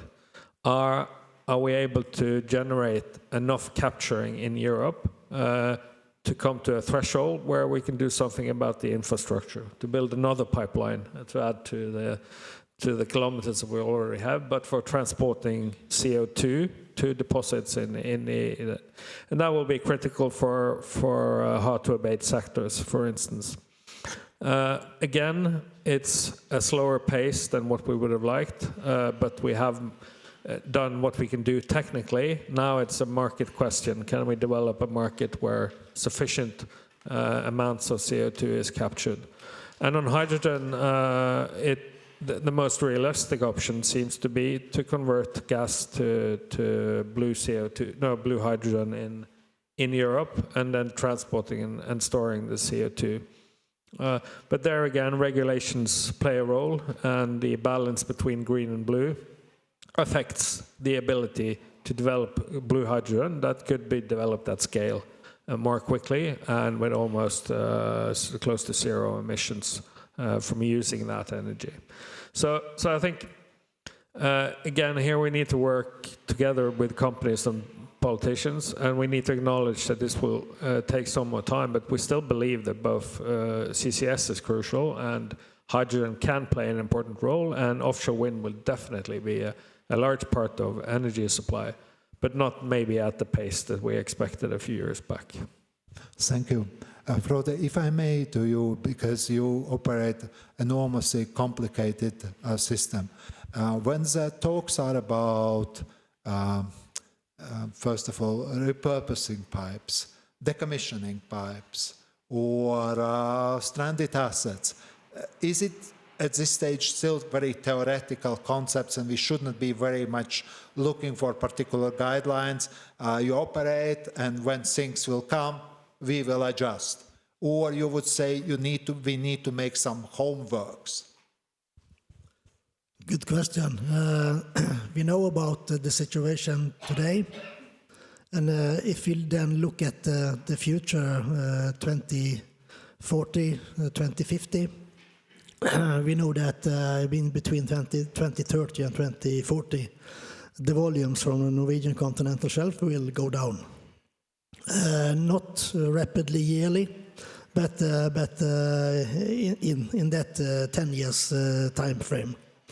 So of course we need to adjust the Norwegian infrastructure as a part of that development. And I think one very important issue, and it was discussed earlier on also, is the long-term approach, and what volumes from Norway do Europe needs in 2040, 2050? Because the decision on adjusting infrastructure will be taken the next 5 to 10 years. So it's not that we will wait to 2040 before we can take such a decision. So this is really important for us to know what is the long-term approach, what kind of volume do you foresee to the EU and to Europe. And in addition, we also have the volumes to the UK. So for me, to take these right decisions, of course not take them alone, because we are working with the industry on the Norwegian continental shelf. But this is important. And on the issue of climate and reduce climate, of course, we have 3 main processing plants on the Norwegian coast: Kårstø, Kolsnes, and Nyhavna. Kolsnes and Nyhavna is almost 100% electrified with hydropower. So the emissions are really low. And now we are working with Kårstø also to reduce the emissions there. Good point. Julius, NATO could be a solution, I see. So, for example, or enormous challenge. Because if I see all the military machinery, it needs a lot of energy.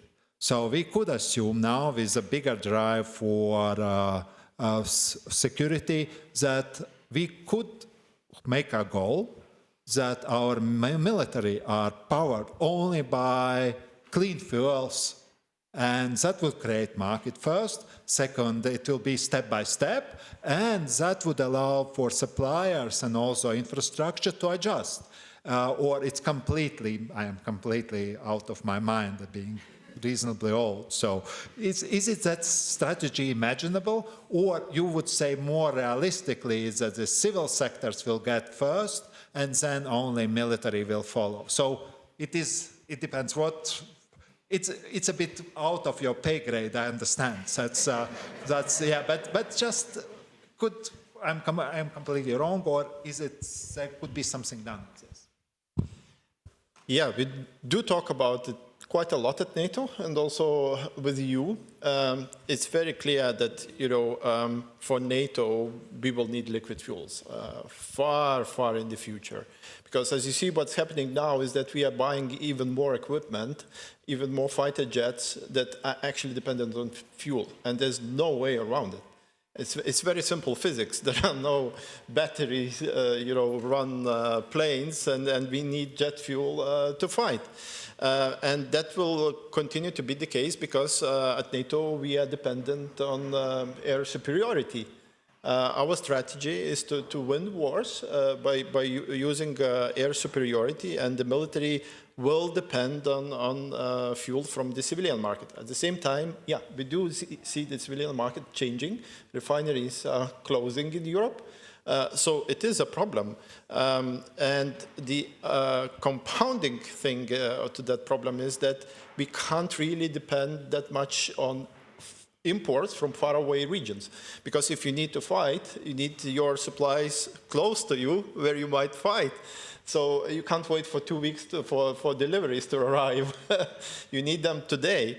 That is a problem because also in peacetime scenario, the consumption is much, much lower. In the crisis and conflict scenario, that consumption would jump up very, very quickly. So we are looking into the solutions, including stockpiling, but one of the very interesting areas for us is the synthetic fuels. And we really hope from the NATO side that there is a future also for molecules in the European energy future and for liquid fuels. Because, you can produce synthetic fuels from hydrogen and captured CO2. It's just that we need to scale up that industry. It's very small, and it could be also something that a lot of other sectors could benefit from, including civilian aviation. Which is also dependent on liquid fuels. So this power to liquid technology is very interesting to NATO. The question is about scaling up, is about incentivizing the industries in Europe, e-fuels industries, so they can thrive and we could have competitive industries and also not just depend again on things that would be imported to Europe. So it is also about Europe's industrial capacity. It is about our economic security, but it's also very, very critical for defense. Yeah, Monica, you have concluding remarks on this issue, so I could make your very easy. How Commission could monitor this transition? Is there some tools like status reports, but it just takes time again, so that this process is really being as smooth as possible in rather very in atmosphere where a lot of political decisions are taken, a lot of instruments are. So what would you suggest for Europe really in this respect to do that we pass this phase very smoothly?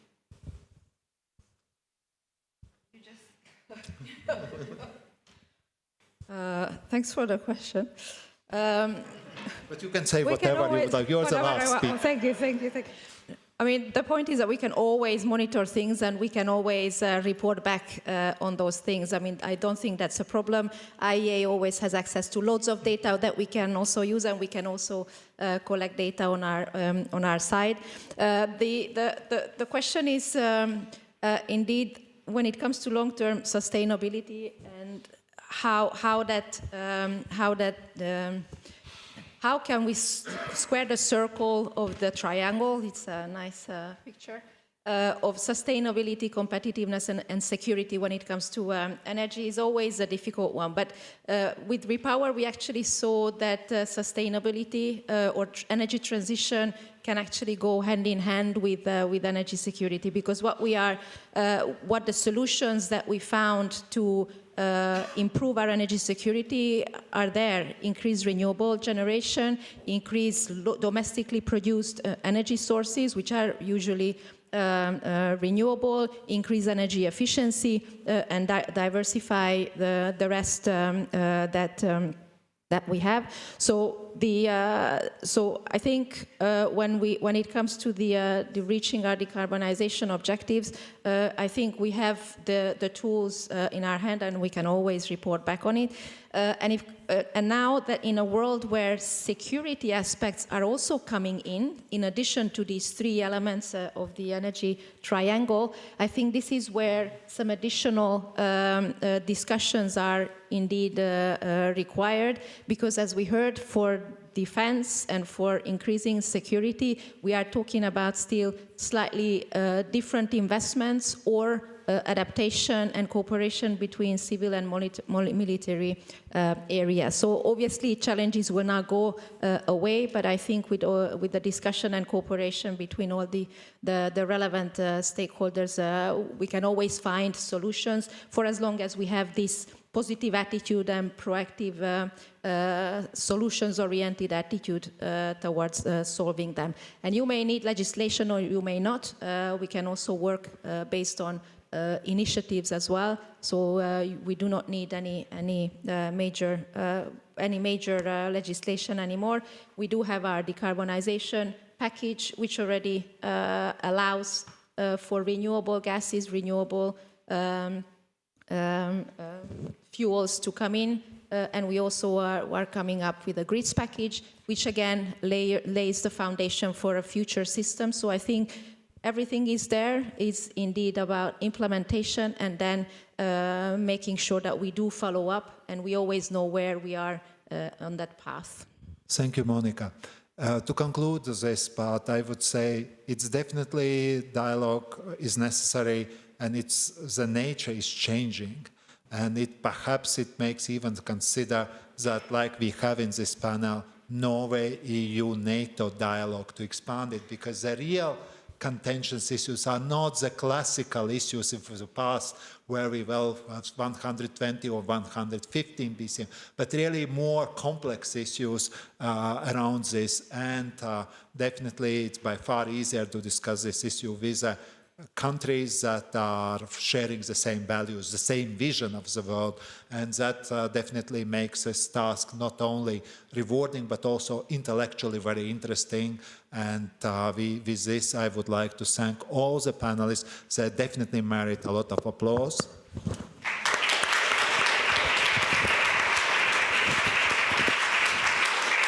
And definitely you all merit good lunch, so bon appetit. Exactly, so lunch is starting now. I think we all need time to digest this very dense panel, so compliments also to Anders Piebalgs, and everybody back here at 2.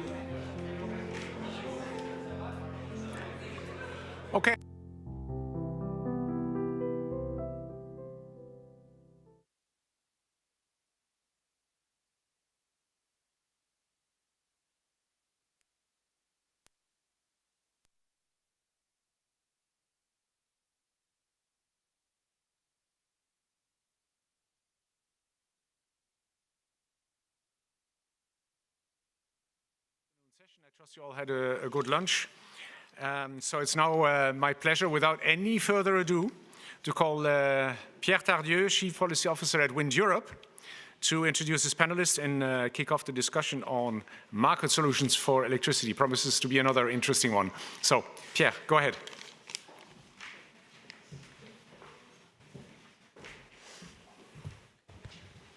Thank you very much. Can you hear me? Yeah? Yes. Brilliant. Good afternoon, everyone. So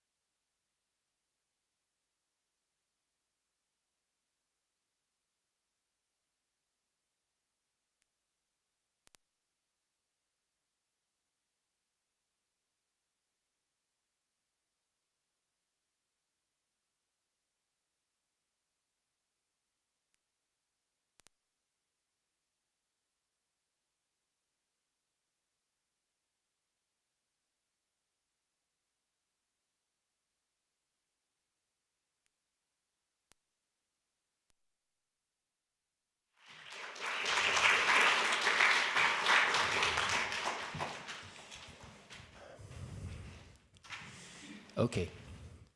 It's great to see you all. I think this is working better now, no? Yes. Okay. I will not start from scratch. You can see our four panelists, and you have them also on the screen. Thank you for your time, first of all. As we said, I think you've been discussing, all of you, the broad spectrum of energy in EU-Norwegian relations. This is going to focus on electricity.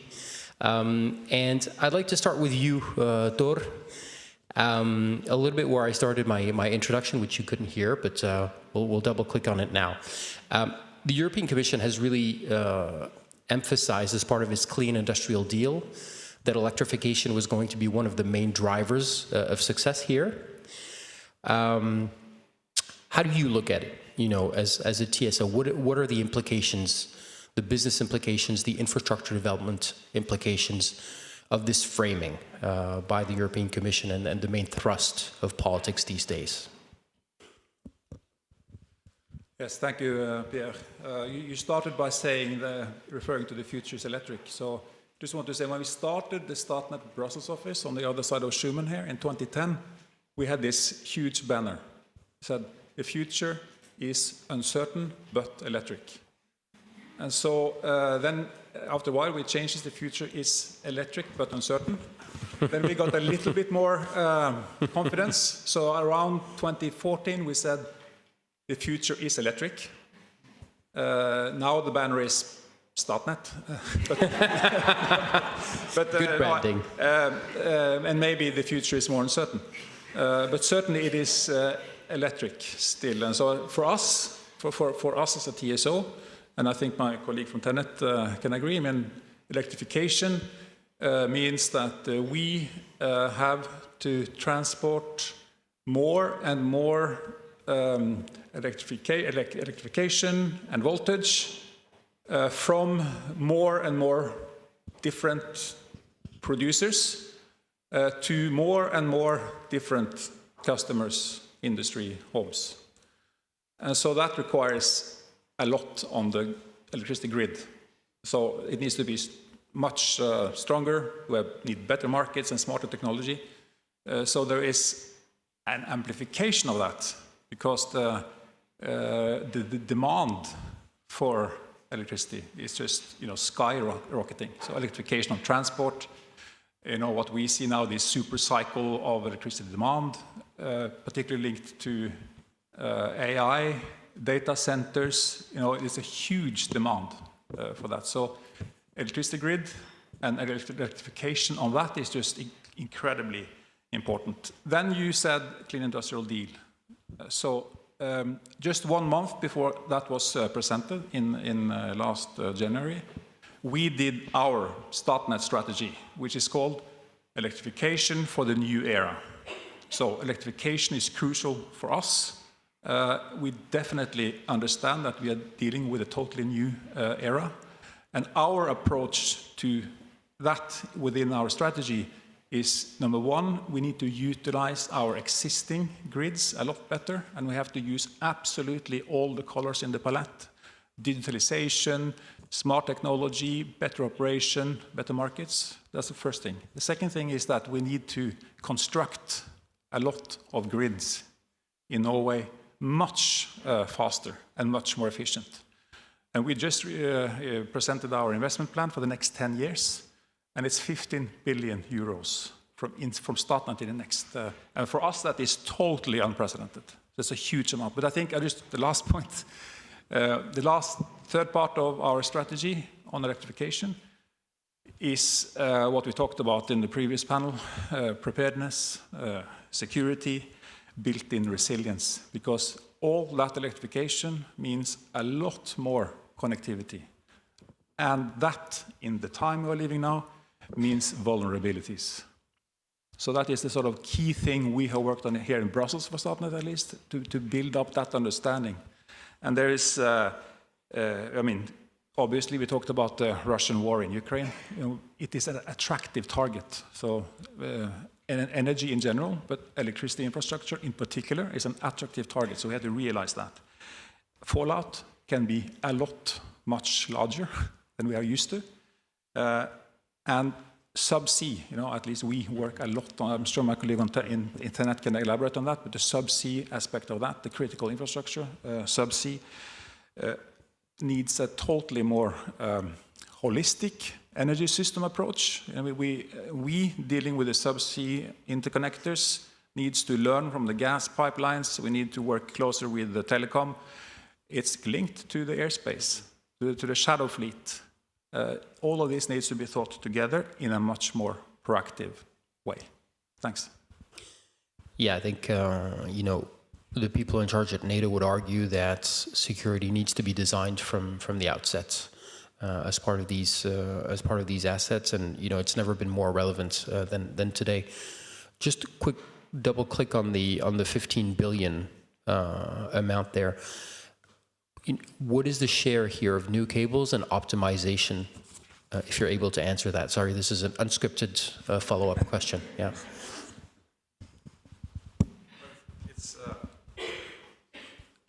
Does it work? Yeah. It's definitely all about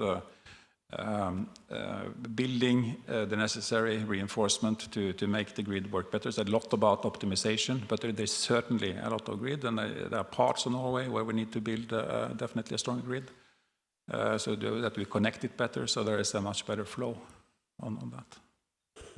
Thanks a lot for that. So extremely clear. I'd like to move to you, Halvard, and looking at it from the perspective of a generator, of course. There are huge challenges when it comes to electricity, reliability, security, affordability. How do you deal with that as an electricity supplier? And I invite you to comment also on what you've heard just now. No, thanks a lot for inviting to this important dialogue. I think the Norwegian and European certainly is interconnected, and I will come back to that. Just let me share some basic of what we do to also understand why we, that is also basing our view on the global or European power system. Statkraft, we are basically a hydropower company with 130 years of experience. And with that experience, we have also started to develop wind and solar and battery technologies in Europe. And we are now having roughly 500 new projects around in Europe. It's mainly in 8 countries, that is including Germany, Spain, UK, France, it's different countries. And we see that through these investments, we are contributing with affordable and reliable green production. And we see that the more products our plants we build, we also push down the price. So that's good for the customers. We have roughly 60 terawatt hours of production in Europe. 20 terawatt hours is outside Norway. And we also are one of the biggest providers of long-term PPAs to the industry. So we have provided roughly 200 PPAs to the industry, and what we see there is that we have a close dialogue with the industry and try to find good solutions that create predictability. And why is this important? For us, it creates a good route to market, so we will actually take down our investment cost, the risk premium, just for the financing part. That makes it more affordable, it's pushing down the cost. And for the consumer, it creates predictability. So we have big customers around Europe, like Mercedes-Benz Daimler in Germany, and also steel producers in Spain. And hopefully that is driving the green shift. We see that they are getting predictability and basically the base for electrification of their industrial production, and also hopefully affordable. And our experience by running a weather-based system in the Nordics, I think that also come handy now when Europe is also more relying on the weather. So 2 examples there. On flexibility, what we do on the hydropower plant is that we produce as much as we can when the demand is high, and then also the prices are high. And we can store water when the prices are low. That means also normally that the demand is low. These type of price signals and the optimization here, that's exactly the same as we use on batteries, and even we can do some pump storage, so with negative prices or low prices, we can pump water and produce it when it's needed. To do that, we need a well-functioning market to give us the right signals. So short-term energy dispatch is done by the understanding the market. So we need to predict when the demand is high and when it's low. That's quite easy short-term, just following the kind of day pattern. But it's more demanding when you do it over seasons and years. But that's something that become more and more important in the European environment when you are more weather-based. These market signals is important for the short-term dispatch, but it's also very important for giving the right signals to the investors. So where to produce, where to invest new production facilities. But we also have global industrial players coming to us, and they say that we look at the world, where should we invest in the world? And they come to a country or even a price area where they've seen and where they expect the prices to be low. So a well-functioning market, that was also discussed earlier today, is really crucial to have the best possible utilization of a scarce resource. So support to a still well-functioning market, I think that's the most important. All right, very clear. And you've been talking about a green shift and discuss your ability to manage variability. I'll come back to you in a second, François, but I wanted to go to Saskia here. I mean, one of the things that you're managing as a transmission system operator is a system with rising shares of variable renewables. How do you handle that? And how do you handle that with your neighboring system operators? Yes, thank you for this question. I work for TenneT, where we build the onshore grids and offshore grid connection systems for offshore wind farms. And of course, as part of the energy transition, well, in terms of slogans here, we've heard before, no transition without transmission, which means that we really need to build as TenneT. And especially in the Netherlands, we are also facing a situation with actually a congested onshore grid with many connection requests, reinforcements, renewals of our grid and expansions needed. So it's really a combination of all at the moment.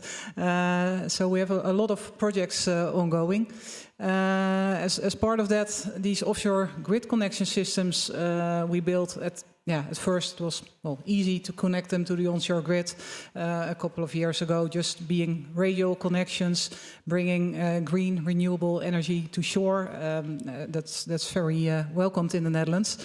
But lately with these developments in material prices, inflation, costs have really increased. So we see on our end, with our suppliers, costs increase, and also for the offshore wind farms, also their business case is more troubled than a few years back.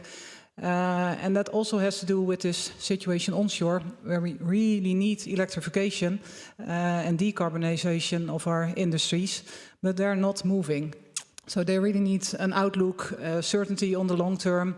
They also need a grid connection, where we are also involved, so that's a bit of a chicken and egg discussion. Unfortunately, we're really working hard to solve that situation. But basically, if you just go, reflect a little bit, more offshore wind in the Netherlands is really the way forward.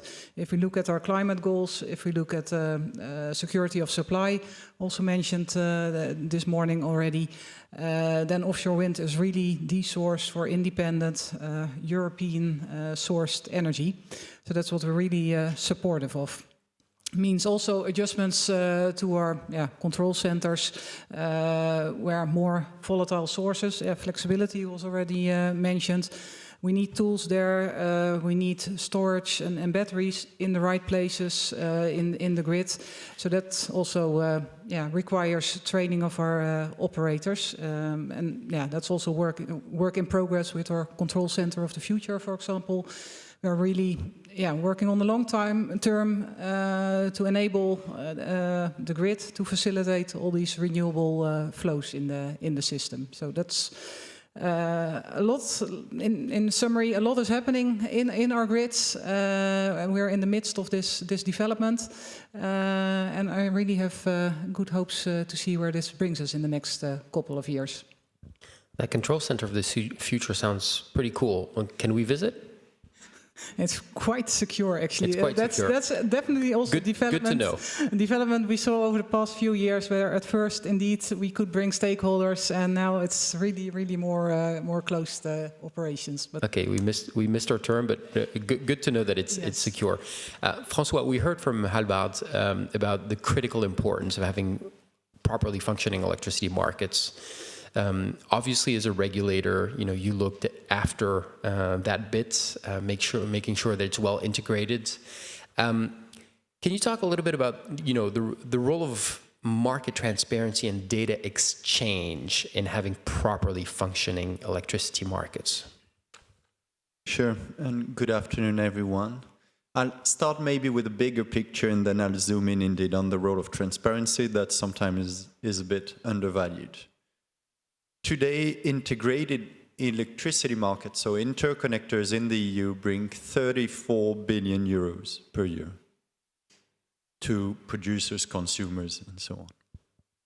Out of that, we have a few billions per year that come from an optimized use of actual infrastructure. So those are things, software, that we can further improve to get a few more billions out for very small cost. It benefits everyone. You often hear about renewables being exported, so cheap renewables bringing down prices. I'll build on the resilience argument too, more and more. Well, ideally not because of cyber-physical attacks, but Also because of climate change, extreme climate events, we need to be resilient. And this happens in practice. If we look at France, usually exporting electricity, in 2022, France heavily relied on import. Otherwise, France would have been in a very difficult situation. And looking closer to this conference, if we have a low hydro year, we will need some kind of backup capacity, so we will need to find solidarity out of that. Going forward, we can improve on 3 things. The first one is flexibility. I think it's been discussed a lot already. I'd just say that first we should implement rules and remove barriers before jumping to subsidies that actually may create even more costs down the road rather than reduce prices. The second element is about efficiently using grids. I cannot agree more.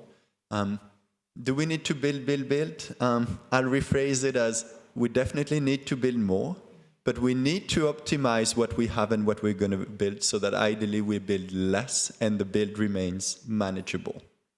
Because otherwise the cost for customers may be dramatic. That means in practice improving network tariffs so that we make really better use of what we have. Optimizing the way we use the network so that it really brings most value where it is most needed. And in that respect, we have balancing platforms, so we really help bringing electricity all the way to real time across borders. And finally, now I'll zoom in on energy data and transparency. We recently set up a REMIT reference data center that publishes a number of data items. We also have ENSOE transparency platform. That data helps understand what is going on from short to medium term, also to identify trends. I'd say that transparency is not just about the scope of data, it is also about the quality of data.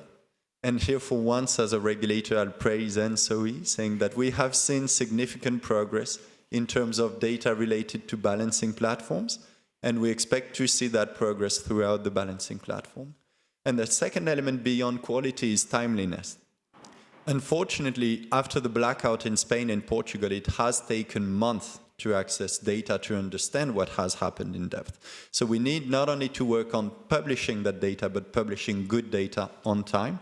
And that will really help have a well-functioning market that delivers benefits to customers. Yeah, I go to you, Tor, in a second on that. But I think, François, your point on the timeliness, the quality and the timeliness of data is very important, because as we saw in the wake of the Iberian blackouts, the vacuum was filled very, very quickly with self-proclaimed experts who had all sorts of ideas of what the root causes are, and were all sorts of solutions which were clearly not informed by any data. Yeah, so that's very, very problematic indeed if we want to manage the transition to net zero and competitiveness. Okay, Tor, you wanted to jump in on this point on jumping data. in, just underlining and fully supporting the point made on data, and really this is a critical challenge to the system resilience. So we really need to work on that. And from our point of view, we have raised the 3 key issues on that, where we think we require European action. So cybersecurity and coordinate that cross-border much better is a key thing that we try to build in, and really make a shared framework for prevention, incident response, recovery of the system, these things. So that's the first one. And then there's definitely need to secure data sharing in a good way so we can enable that to happen without introducing new vulnerabilities. I think that's really a key thing for us. And then lastly, it's all about people. So there is a need for skills and awareness. We need to develop the skills needed to run such a system, but there's also a need for awareness and collaboration among TSOs, regulators, and society as such. Because in the end, it's also about creating that awareness in the public about that issue. So fully support that. Staying with you, Tor, for a second. I mean, how are you leveraging the new tools that are coming online here to manage higher shares of variable renewables? Yeah, we have had some big days this year on that issue, but I think I think the first thing, it's just important to underline from us as well. That was mentioned by my colleague from Statkraft. We really depend on a well-functioning market for making this happening. And this is a well-functioning energy market is the backbone of the energy system. So we really have to make that work. And from the Norwegian perspective, Norway, for those of you who are not Norwegians, is a almost 100% renewable system, 90% hydro. And a little wind. So that makes it, we have to work with the fact that we have some volatility in the system, but also a lot of flexibility solutions. So I mean, that isn't just important to realize. Then I think also it is important in that context to mention that Norway, not being member of the EU, we are a full member of the internal market. So at least we feel the need to lift that issue.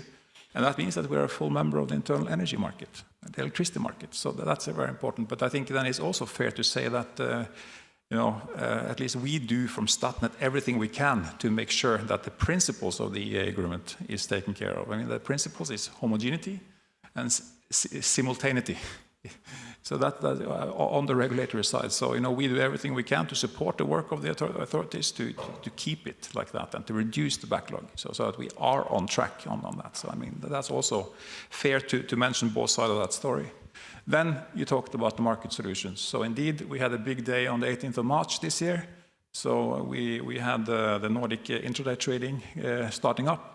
So we have the quarterly resolution, settlements exchange. We had the flow-based market coupling is there, and automatic balancing. So I mean that was important. I shouldn't say that it went without any problems, but overall, that went really well, which is a really important milestone. We had cakes, celebrations, and Statnett one, and we had that happening. And the point is that, this injects grid stability and it reward flexibility.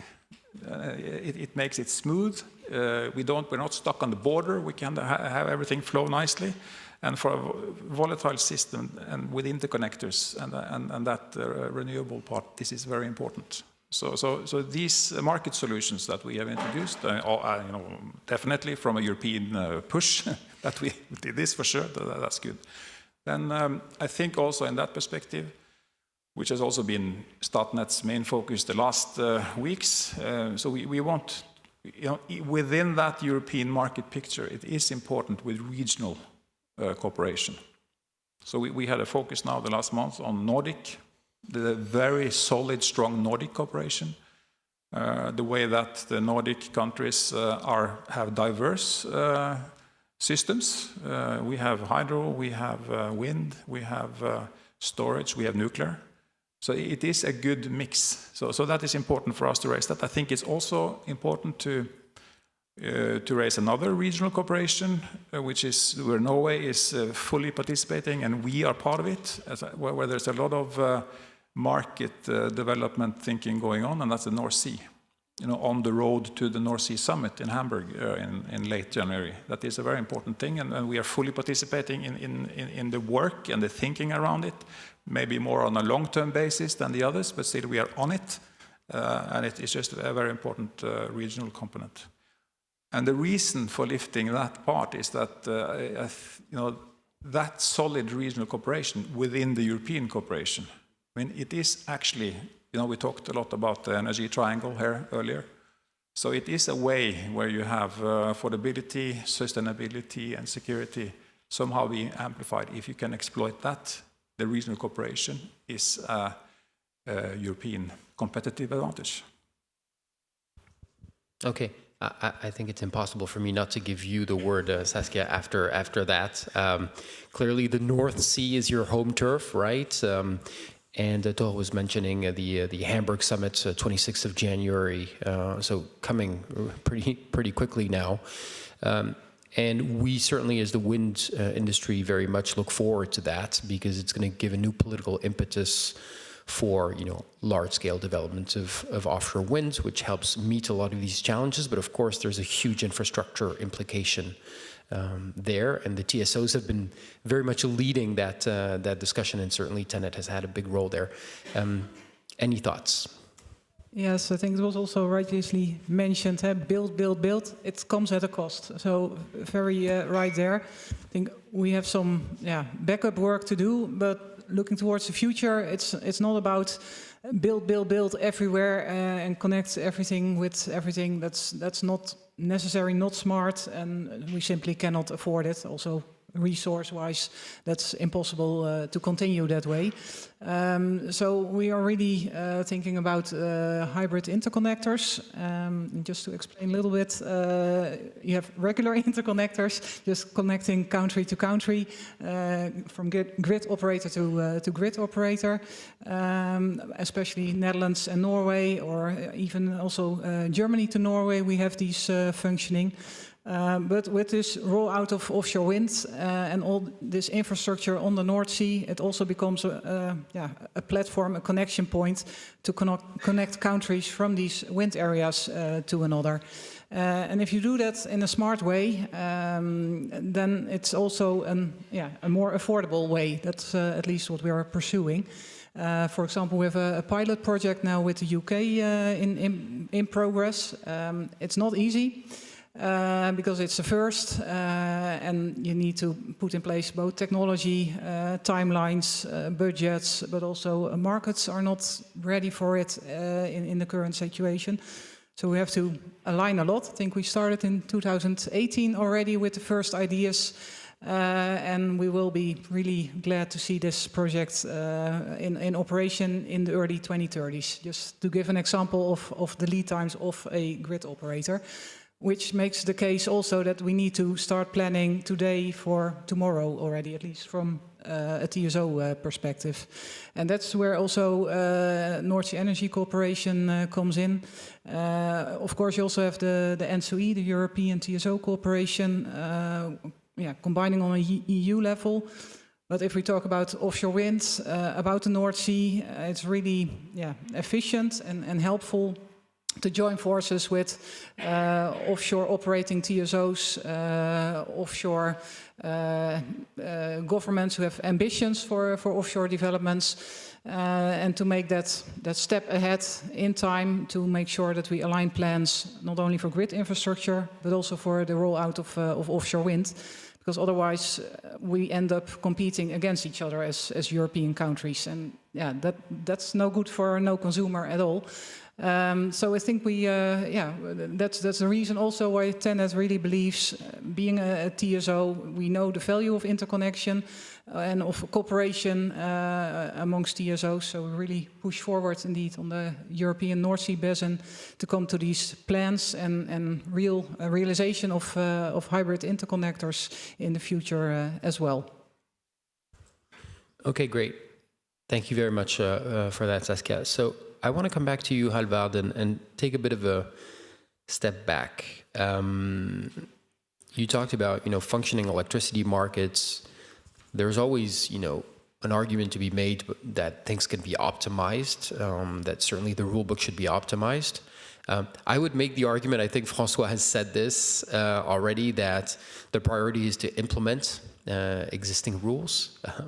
I think the clean energy package, it feels like it was decades ago, but it's not implemented, by any stretch of the imagination.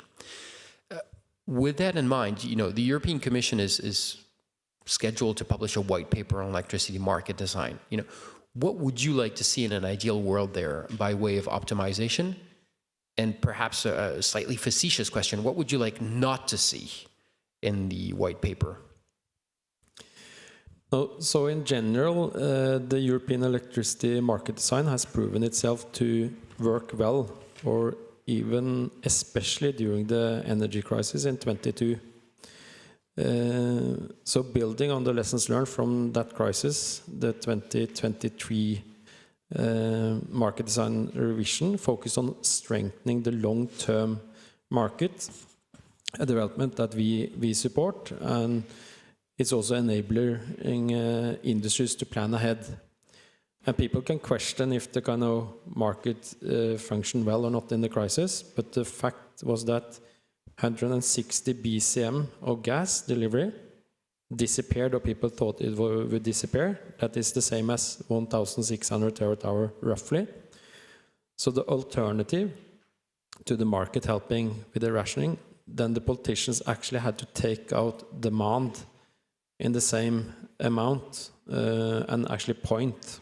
So here the market actually helped rationing, but it also attracted and helped build a gas infrastructure faster than ever seen before. So to me, high prices and volatility are not a sign of a market failure. On the contrary, they indicate that the market is functioning as intended and sending very clear signals that you need new production and investments, and can also be seen as demand-side flexibility need on the kind of shorter term, like you also mentioned. So therefore, we do not see the need for any incremental changes to the current market design with the white paper. What market participants such as Statkraft need most is a predictable and market-based regulatory framework rather than market intervention and uncertainty. Without that, long-term investments like we do, we invest for 20, 30, 50 years in our power plants, so we need stability. We have heard that the white paper is supposed to focus on deepening the market integration. Among other topics, we warmly welcome that topic on the issue, both for Europe, including Norway. We need to continue to work together. Like Tor said, even though we make some noise in Norway, in practice, we have implemented exactly the same as our neighboring countries. So the market is functioning exactly the same in Norway, Sweden, Denmark, and most of the other European markets. So a fully integrated system, I think that's the most cost-efficient and best system. And then maybe a bit more controversial topic around the location signals. In the Nordics, we have had regional bidding zones that's providing efficient signals to the producers, to the consumers, but also to the TSO. Where is the bottlenecks? We get super good signals to direct investments. And for sure, this can be controversial. It could be that it's possible to do it in another way to get the same effects. But the optimization of the Nordic system is working, I would say, quite good to give these signals. As I also mentioned, when we talk to these big industries, global players that can just, they look at the globe. That's their starting point. They picked 3 countries, 3 areas in the world where they could build their production based on bidding zones where there were overcapacity and low prices. So either you build more demand, or you could need more supply in these areas, or you could work on the grid on the bottlenecks. So to sum up, what I would like to see in the white paper is clear commitment by the European Commission to a market solution and to increase European integration of electricity markets. This will enable the development of flexibility solutions, such as storage and further build-up of renewables. And ultimately, we think that will create affordable, sustainable and flexible power production systems. Okay, thank you very much for that. I think you make a very convincing case, and this is something that we heard also a lot during the energy crisis following Russia's invasion of Ukraine. You know, these high electricity prices, are the market working? Yeah, this is how the market is supposed to operate. What we saw at the same time is that politicians had much less tolerance for high electricity prices than maybe certain market players, and went in and intervened. Yeah, and so we had this whole discussion around, you know, inframarginal revenue caps. They were implemented, et cetera, et cetera. So my question to you, François, is maybe a difficult one, though it's telegraphed, right? How do we make sure that once the next shock comes around, we are prepared to avoid those rushed political interventions. And just a side note here, when these inframarginal revenue caps came in, wind investments plummeted. Yeah, it's logical. You don't have a market signal to invest in new capacity, investments stop. Only worsening the fundamentals of the crisis. Yeah. So François, I don't expect you to have the magic wand here, but if you have some reflections on that. I'll actually start with a little story, purely hypothetical, of course. Let's imagine in a country across the Atlantic that a government would stop overnight an offshore wind farm. If I were a renewable investor in that country, overnight, I'd consider my cost of capital to increase by a big amount, and in turn, customers would face much higher prices for renewables. That is clearly what we want to avoid. I'd say the European electricity market from that perspective has a number of assets. If you have a small perturbance in a small Norwegian bidding zone, that can create a lot of volatility, especially if it's isolated. Having a bigger market kind of acts as a buffer, so already it will limit the kind of risk for shocks and therefore for kind of rushed intervention. The second element, and you talked about stability, is the EU energy framework that creates stability over the long run in terms of credibility of the target and how we're going to get there, and therefore in turn investor confidence that there really is willingness to get there and it will not stop overnight. Now when it comes to stability in practice, I'd actually rephrase a bit and talk about the balance between predictability and viability. And I'll unpack that for customers and for, say, producers. We do definitely need to protect customers against energy crisis. Otherwise, indeed, we risk rushed intervention that may not be perfectly designed and have actually unintended consequences that may be even worse than what they're solving. At the same time, we also need current and future customers to consume as efficiently and flexibly as possible. Otherwise, electricity prices will be very expensive. So we need to combine that, and in a way having, for example, you have a number of options, and I think it may also depend on cultural habits in different regions of Europe. But you could envision to have different levels that are predictable in terms of prices, that still are fixed for some time, so you're protected against crisis, but you have incentives to consume more when you have surplus renewables, or you can have more volatile. So you need to strike that balance there. You also need to strike that balance when it comes to renewable producer and flexible generation. Because yes, you do want the cost of capital to go down so that the cost of renewables goes down. At the same time, we also start seeing a number of challenges, for example, cannibalization of renewable production, where you have too much solar in the middle of the day or too much wind coming exactly at the same time. So we need investors to also face incentives that in some way are risks, so that they take the best decisions in terms of location, you mentioned, technology choices, but also operating and maintenance. So here, we will need to carefully tread that balance. So clearly, stability, yes, to some extent, but keeping incentives so that we make an efficient transition, in turn ensuring affordability of electricity prices. Helvad. Yeah, just on kind of regulating the market, the alternative well-functioning market is that the politicians set the price. And for producers, you have different technologies. One is renewables, where you have a huge capex up front, and the variable cost is super low. So we will produce until we kind of hit that kind of minimum variable price. For fuel technologies, you will run the power plants if you have a short-term marginal cost that is lower than the price. But if you set the price at half the cost of the long-term cost of the new technology, then someone had to pay up in between. If not, there will be no new investments in that technology. So that's for renewables. For fuels, if you set the price at 50 and the cost is 100, if you don't make up for that difference, it will be loss-making, and you just have to stop that plant. So that's just the pure price mechanisms that gives the right incentives and right signals for the producers to run the energy dispatch the production short term and the long-term investments.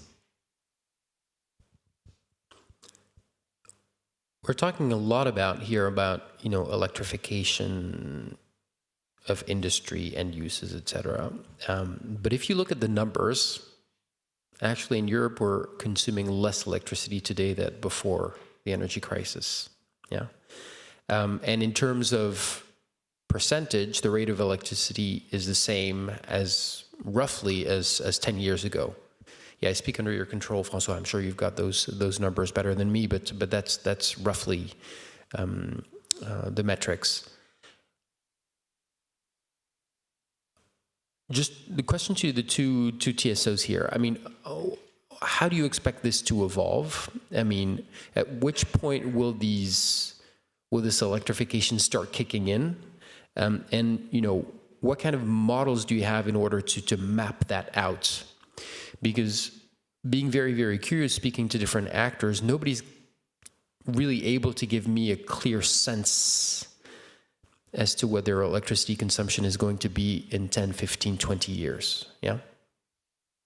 Saskia, do you want to start? I can start because indeed this prediction of industrial demand, as part of our investment planning, we ask our customers and future customers, what do you anticipate? What's your outlook? And typically we've seen this kind of prognosis being very volatile. So in the books we have a huge amount of customer requests and a lot of connection capacity is needed. In reality, a lot of projects, amongst which also batteries, flexibility projects, are really not mature enough to materialize according to the proposed timelines. So that's really, really an issue for us to make also the right priorities in our portfolio. Like I said, we also have like 1,000 projects onshore to attend to, and of course it matters, where are these customers? So if the government could help us a little bit with kind of prioritization or locational guidelines on industrial areas are here and there, so we can anticipate better with our projects to be ready in time, that would be a solution. At the same time, it's not an excuse because we know our lead times are much longer than those of the wind farms and also those of industry. So we need to be ready in time. And that also requires, anticipation and keep on rolling out the projects that we already have contracted. Even maybe today we don't see the business case for the wind farms yet, but we know it's going to be better times. They will be there, and then we have to be ready, definitely. It seems, if I read the press, that the European Commission is getting ready to do guidance on managing grid connection queues. Any thoughts on that? Is this something that you would deem helpful? Yes, I think, like I said, the maturity of all these requests could be tested somehow, and that would help us. And also, of course, we have certain locations in the grid or regions where a flexibility project would really support the grid and release a congested situation. So any help in that kind of direction would definitely be welcomed. And the other one is on permitting then, to definitely reduce our lead times for sure. Okay, excellent. Good to know. Tor, on any of that, starting with electricity demand, what are your expectations there? And then if you have any thoughts on grid connection queue management, that's also welcome. Yeah, many thoughts on that. I mean, we are looking at signals from the Commission on the guidance paper, of course. So definitely it's a huge issue for us as well. You know, how do you do it? And I think when we presented our system development plan 2 weeks ago, I mean, I think that was sort of a headline. I mean, this is, we are living in an age of uncertainty, you know, so any sort of guidance is very useful. I think for us it is all the cooperation we have within the NSOE, you know, is a hugely and increasingly important, you know, to cooperate with the other TSOs on these issues. Then of course I think connection queues is a big issue for most of us. So yeah, how to deal with that? I mean, of course, there are. At least I think one of the things that we have sort of pushed through is the importance of that, using the TSO cooperation you already have. I mean, that's certainly important. And then, anything that can be facilitated by the Commission, this guidance paper, will be very important.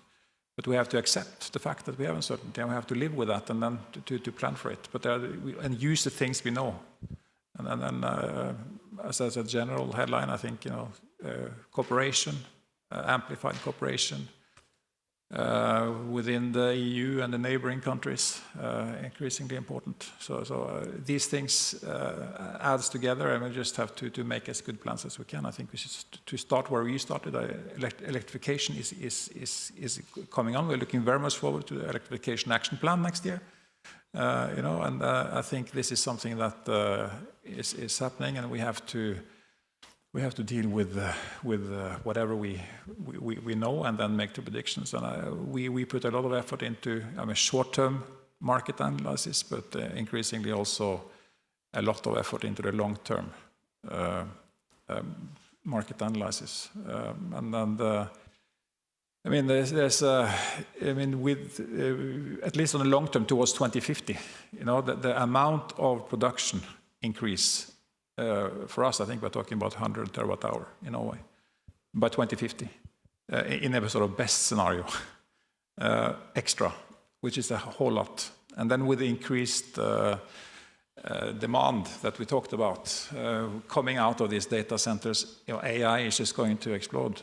And so the grid thinking, I think we had Christine Lagarde from the European Central Bank in Oslo a few weeks ago, and she made that point. We have to find ways to reduce the system costs. One of the best ways is to build more grids. It is the best investment from all sides of the triangle, including the best climate investment. Very good. Looking at a little bit more holistically the upcoming grids package, coming to you, Francois.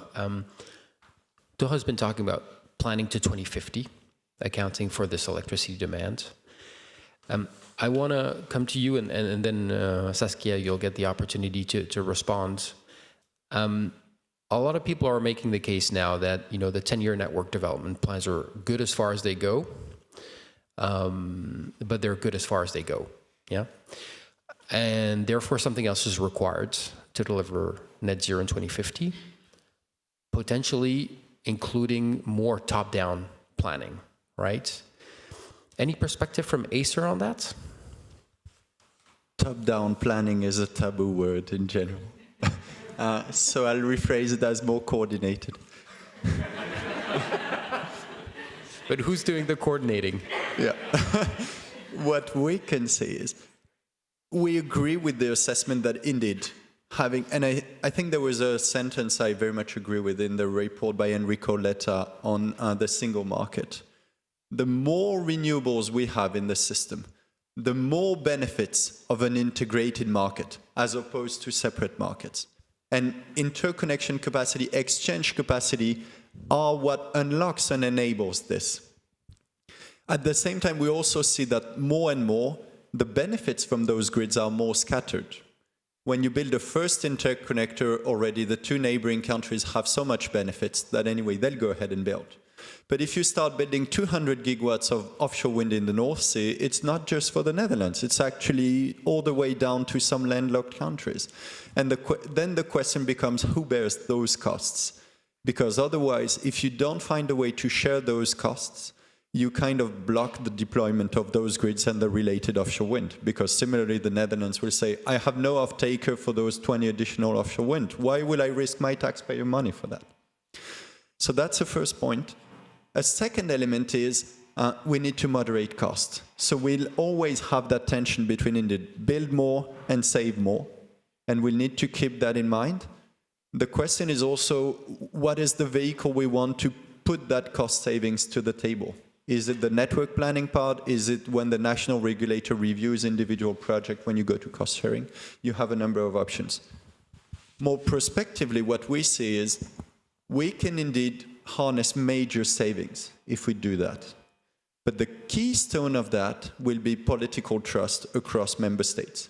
Because in electricity, so far, we haven't had the dependency we would see if we build those 200 gigawatt offshore. We're talking about major dependencies for 10, 20 years, not just for the next election cycle. So we need, and that is a fundamental political choice, whether or not we want that vision. But if we want that vision, we'll need to make sure we have the right level of agreement that will deliver that political trust. Thank you. You know you're on a good panel in Brussels when people are not referring only to the Draghi report, but also to the Letta report. So well done on that. Saskia, you get the last word here in response to François. Yeah, well, I think indeed about the long-term planning, I hope I'm not cursing in your ears now, but we do see that looking at the current status of the grids and well, prognosis we have, that we also come to the limits of our grid, technically speaking. So just expanding more on an AC level doesn't work anymore. And also in the Netherlands, we don't have sufficient space anymore. So we're really also thinking from a 2050 perspective. We developed a target grid vision, and then from the idea of a fully decarbonized economy, what do we need to be able to transport as a TSO? What amount of transmission capacity needs to be available? And maybe we also need to consider and think already, start thinking about a future DC overlay grid, really a next generation in transmission systems for the Netherlands. So that kind of thinking, with our lead times, we have to do that. I think that's our responsibility. At the same time, also in the Netherlands and also for Germany, there's quite a large share of the North Sea, and I totally agree on a European level, too much offshore wind energy for the Netherlands or Germany alone. We can bring that further across in Europe, but that does need some agreements and really working agreements on cost sharing internationally. Then that also brings me back to the first example we're working on now with Lionlink and this offshore hybrid interconnector from the Netherlands to a Dutch wind farm and then connecting through to the UK. That's a bilateral one. And like I said, we started in 2018. We hope to, with a first idea, and we hope to realize it and have it in operation early 2030s. In that speed, we will not make it. So yes, we need support from the EU, support in cost-sharing mechanisms and a shared planning for offshore wind goals and interconnections further onshore. All right. Halvard, Tor, François, Saskia, thank you very much. Please join me in thanking our wonderful panelists.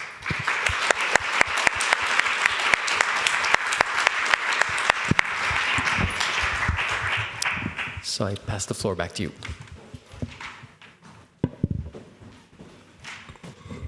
Okay, so thank you all very much for a very interesting discussion indeed.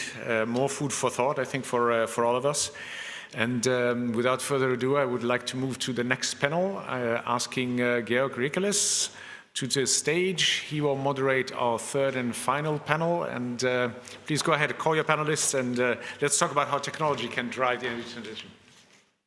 Good afternoon. Let's get started with the third panel. Key tools for the energy transition, CO2 storage as a commercial service. I think both the EU and Norway have high ambitions when it comes to the energy transition, dealing with the energy trilemma, emissions reductions, affordability, and of course energy security. One of the technologies answers highlighted here in the title is CO2 storage, which of course is a key technology to manage emissions, at least in certainly those of hard to decarbonize sectors. But of course there are innovations and other key areas one also has to look at, such as wind, solar, energy storage, and so on and so forth. I think what we've heard so far today is that across all these areas, nothing is easy. But that doesn't mean one doesn't need to push forward ambitiously. There are issues in terms of technology, investment, infrastructure, market, supply chain risks, and so on and so forth. We have 45 minutes now with an excellent panel to discuss all this. So may I invite up Benedicte Staalesen, who's Director for Communications, Public and Political Affairs of Northern Lights, invite up Joseph Delat, Head of Energy and Climate Studies of the Institut Montaigne, a Paris-based think tank. I would also like to invite up Nils Røkke, who is the Executive Vice President at SINTEF, Alessia Viron, Global Affairs Director of the Clean Air Task Force, and of course, last but not least, Caroline Andauer, who is the CEO of, Norway CEO of WWF. So let's just get started right away. I would say there are differences between Norway and the EU when it comes to climate and energy policies, I would say. And one way of describing this that came from one of the panelists, I won't say who, but was to say that the EU wants energy but does not want emissions. Whereas Norway has energy and is happy with emissions because Norway has ideas on how to deal with emissions. And so let's use that as a starting point. The title says CO2 storage as a commercial service, and I thought we would start with you, Benedicte. I think Northern Lights, it's the largest CO2 injection capacity in Europe or in the world, or you'll tell us this. CCS is also comes across at occasions as one of the, well, maybe one of the most hyped topics of the energy transition, but also as a reality. And I would like you to kick us off, telling us exactly where we stand, sort of news from on the ground, innovation, application market to the Northern Lights example. So you first. Thank you very much. So Northern Lights is offering, as the world's first, commercial transportation and safe storage of CO2. And by such, we are providing an opportunity for industry to decarbonize. And it is a climate solution. It's not the only one, but it is a climate solution underneath the seabed. And like the minister said earlier today, we have just entered into operations. We have safely stored the first CO2 from Heidelberg Materials this summer. So now it's really happening. We have moved from PowerPoints to it actually happening. And how does this happen in practice? So the CO2 are captured at the Heidelberg Materials plant. It is at this stage as a gas, and then you put it under pressure and minus temperature, and then you will reduce it in 30 times in volume and have it liquefied. And the reason you want to do that is because then you can handle much more at the same time. Then we come with our purpose-built ships to the facility and pick it up. We have a capacity of 7,500 tons of CO2 that can be transported in one go.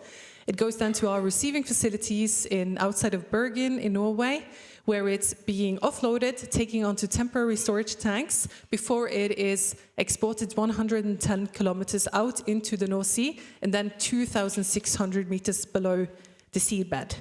So now the value chain is really in operation and it's viable. You can see that it's working. And it's working. What's injection capacity per year? Yeah, so injection... Because you said one ship is 7,500. That's correct. So for the first phase, which we now have entered into, which is part also of the Norwegian government's Longship project, the capacity is 1.5 million tons. However, in March this year, the Northern Lights owners made an investment decision to expand this capacity to minimum 5 million ton per year.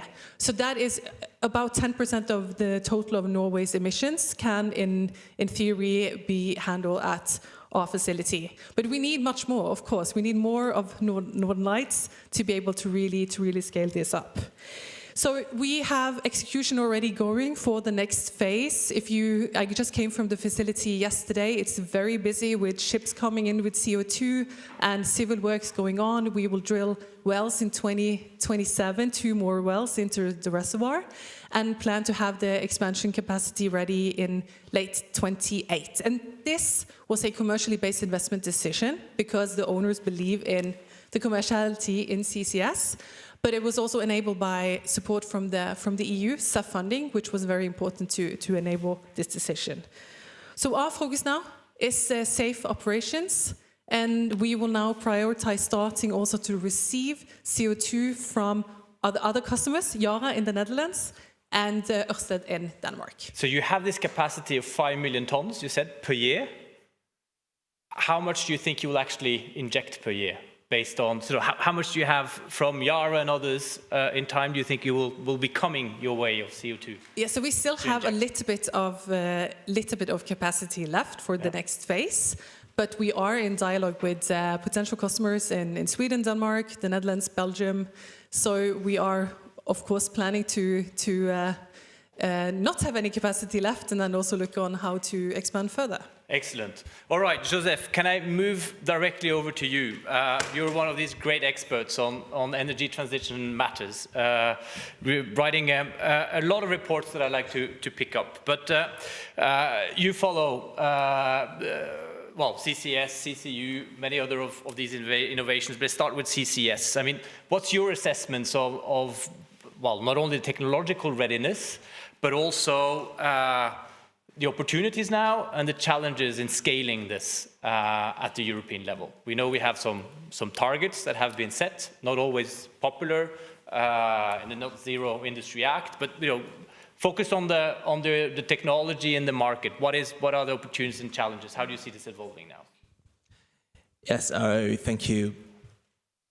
I think in terms of the opportunities that we see here in Europe, first of all, we probably are the best region at the moment, the best positioned region at the moment for storage capacity, because we have used North Sea gas and oil for many decades, and it is true that geologically speaking, it's easier to actually fill these gaps inside of our sea than it is for some of the regions in the world. So that's a fact and a reality, a geological fact and a reality. We have some technologies. Doesn't I just explain there are technologies and there are others investing into the CCS technology. Most of the time you should couple CCS with CCUS technology, so it's not necessarily only storage capacity. I had a discussion around lunch on this, by the way. If we succeed to actually store a few millions of tons, of gigatons of CO2 inside of the Norwegian continental shelf. What happened in 20 or 30 years? Would it be an asset? Would it become an asset?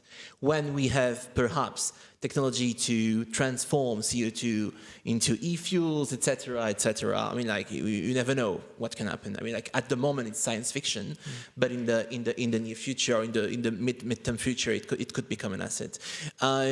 So we do have that. The other opportunity we have is that we have in Europe the most ambitious climate policy in the world. Or I mean, like to make it sustainable, economically viable, you need to have a carbon pricing mechanism implemented. And not only a carbon pricing mechanism, but also a high carbon price. And if things are going as planned, in the EU, we will have this incrementally high carbon price, and then that will create a cost equation that would be more favorable for CCS. But that doesn't mean that we don't have challenge in this technology. And I think that first of all, what are the challenges? Yeah, I'm moving to it. First of all, we are not the only one in the world implementing and innovating on CCS. I was frequently in Asia, and I discuss with industrials coming from China mostly, but also in Japan, and they do think about what they will do with this CO2, this extra CO2, and the level of investment and innovation that they give is nothing compared to what we see here in Europe. I mean, in some CCUS technologies for Baowu, for instance, this steelmaking company in China, we speak about billions of euros in investments to innovate into the technologies, and their perspective is that they need to store the CO2 and then later on use it for something. It's not a scrap. It's not like just discard your CO2 and then forget about it. It's not the same. So that's food for thought for the European strategy, if you want my opinion.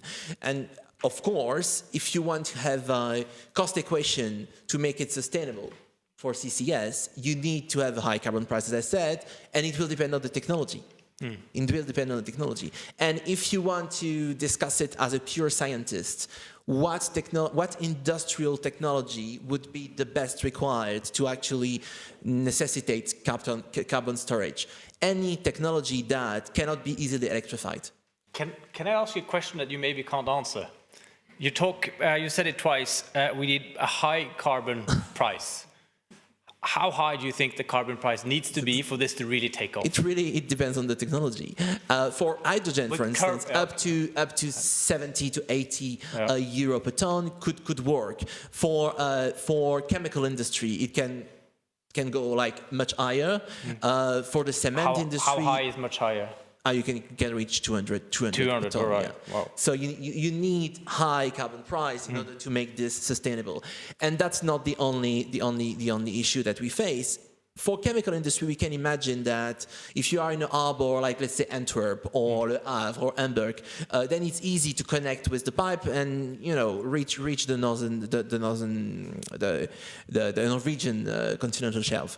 But if you are the cement industry, which would be the second best industry to actually store CO2 in the ground, these are spread all around the European continent. So we need also Mediterranean, and not only the North Seas. That's what you're saying. But all around. This means that you need to have a grid, a CO2 grid that would be available in order to connect all these small plants to reach the Norwegian shelf. All right, so infrastructure. We'll get back to that. Exactly. Maybe, can I move on then to Nils Røkke? He's, for everybody who knows Norway, he's the guru of all this, or one of the gurus of all this in Norway. SINTEF has decades of experience working on CCS technology development. I wanted to ask you a little bit the same question as Joseph, but also from the Norwegian point of view. How do you see this? And of course, from the Norwegian point of view, you sit and look down or over to the regulatory framework being developed now in the EU, the Net Zero Industry Act, the take-back principle. And I wanted also to sort of see if I could tease out of you some kind of answer, what that means for Norway. As often with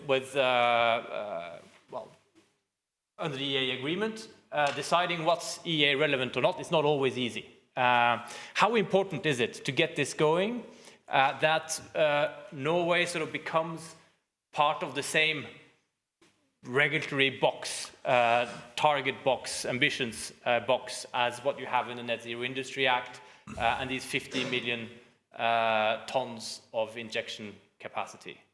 Yeah, so let me backtrack a bit first, because since I entered this area, because I actually worked in Rolls-Royce in gas turbines, trying to use carbon fuels and make them as clean as possibly usage in gas turbines. Entering this area about 22 years ago, I realized, that this is a topic where there is activity ongoing, and this number, it is 1.6 million tons per year in Europe, and it's stayed like that for almost 20 years, which is the Norwegian activities, 1.6 million tons per year. Which is, this is the European number. So it's really great now, even though we have lost, you could say, we have lost 20 years of CCS in Europe because of these discussions about is it needed or not. It's great now that we see new capacities coming on stream. And we had the pleasure last week to have a consortium day about one of the centers of excellence we have in Norway on CCS, which is called Giga CCS. And we also had the Ministry of Energy present there. And the discussion was about the Net Zero Industrial Act and what is the implications of this. And what does it mean that now Europe has the ambition of 50 million tons within the member states in 2030. And I think the one thing which struck me from the presentation was that, as Benedicte says as well, I mean, there's spare capacity of this 5 million tons still. So we're looking for emitters who want to commit to store, and 5 million tons, It's great, but it's only 1/10 of the European ambition for 2030, and we know the 280 million tons in 2040 and the 450 million ton, in 2050. So the question I then posed to myself and to all this then was, well, do you see in the Net Zero Industrial Act, is that helping in terms of closing the queue, getting a queue for the Northern Light, or is it something which is hindering it? Because there are a lot of stimulus and incentives in the Net Zero Industrial Act, which only would apply if you store in the member states. And I didn't get a quite clear answer to that. I think it's quite contentious about this and the implication and transposing this to the EA agreement. But I think it's important that we get some clarification on that. All right, excellent. So you're saying for a long time on CCS, Europe was equal to Norway, these 1.6 million tons. And we need to scale this fantastically. Now there's an emitters issue, and there's a difficult political question linked to whether we have a harmonized rule book and accounting system in Europe. So let's hope we can work that out quickly. Moving on, Alessia, I mean, you're one of the people who really believe in this, I think. The Clean Air Task Force, I mean, it's engineers, it's chemists, it's geologists that have been working on this for years. And I guess if you've been working on this for years, it's because you think this really can be done. You heard Nils from sort of the Norwegian perspective on what needs to happen. He sort of touched upon the lack of emitters. What does one do to create the demand, the lead markets? What are you expecting from EU policies going forward to make that happen? And also we touched upon infrastructure earlier. What do we need to do on infrastructure now to really get this going? Thank you. Can you all hear me? Is it working? Great. So I think that it was mentioned before that obviously the ETS price will be an important driver to kind of support the development and the deployment of CCS technology.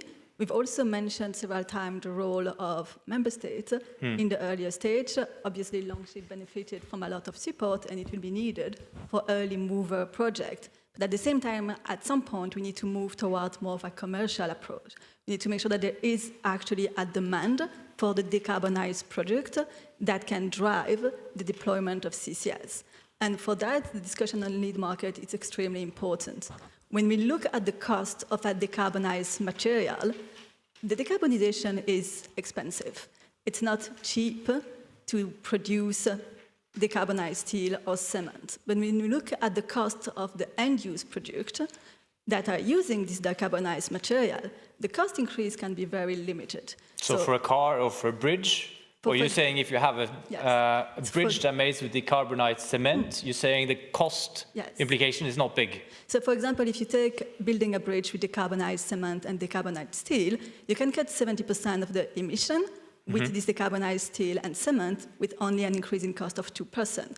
So wouldn't it make sense to make sure that when we're discussing procurement directive next year, we ensure that when we have public work like bridge, we're then using decarbonized cement and steel, and we're providing some certainty for the market available for this decarbonized product. Would you have the same number, I'm just curious, the same number for cars with decarbonized steel or That's actually aluminum? even better. Pardon? Because if you look at the use of decarbonized steel in cars, you arrive at an increase in the cost of a car of less than 1%. Less than 1%. And obviously less than 1% can be a lot for people in the EU, especially in the current economic context, but won't there be enough demand to already create some kind of sufficient market for the available steel at the beginning of it? I think they will, and when we look, for example, in Norway at the decarbonized cement that has been produced, they have found off taker very early.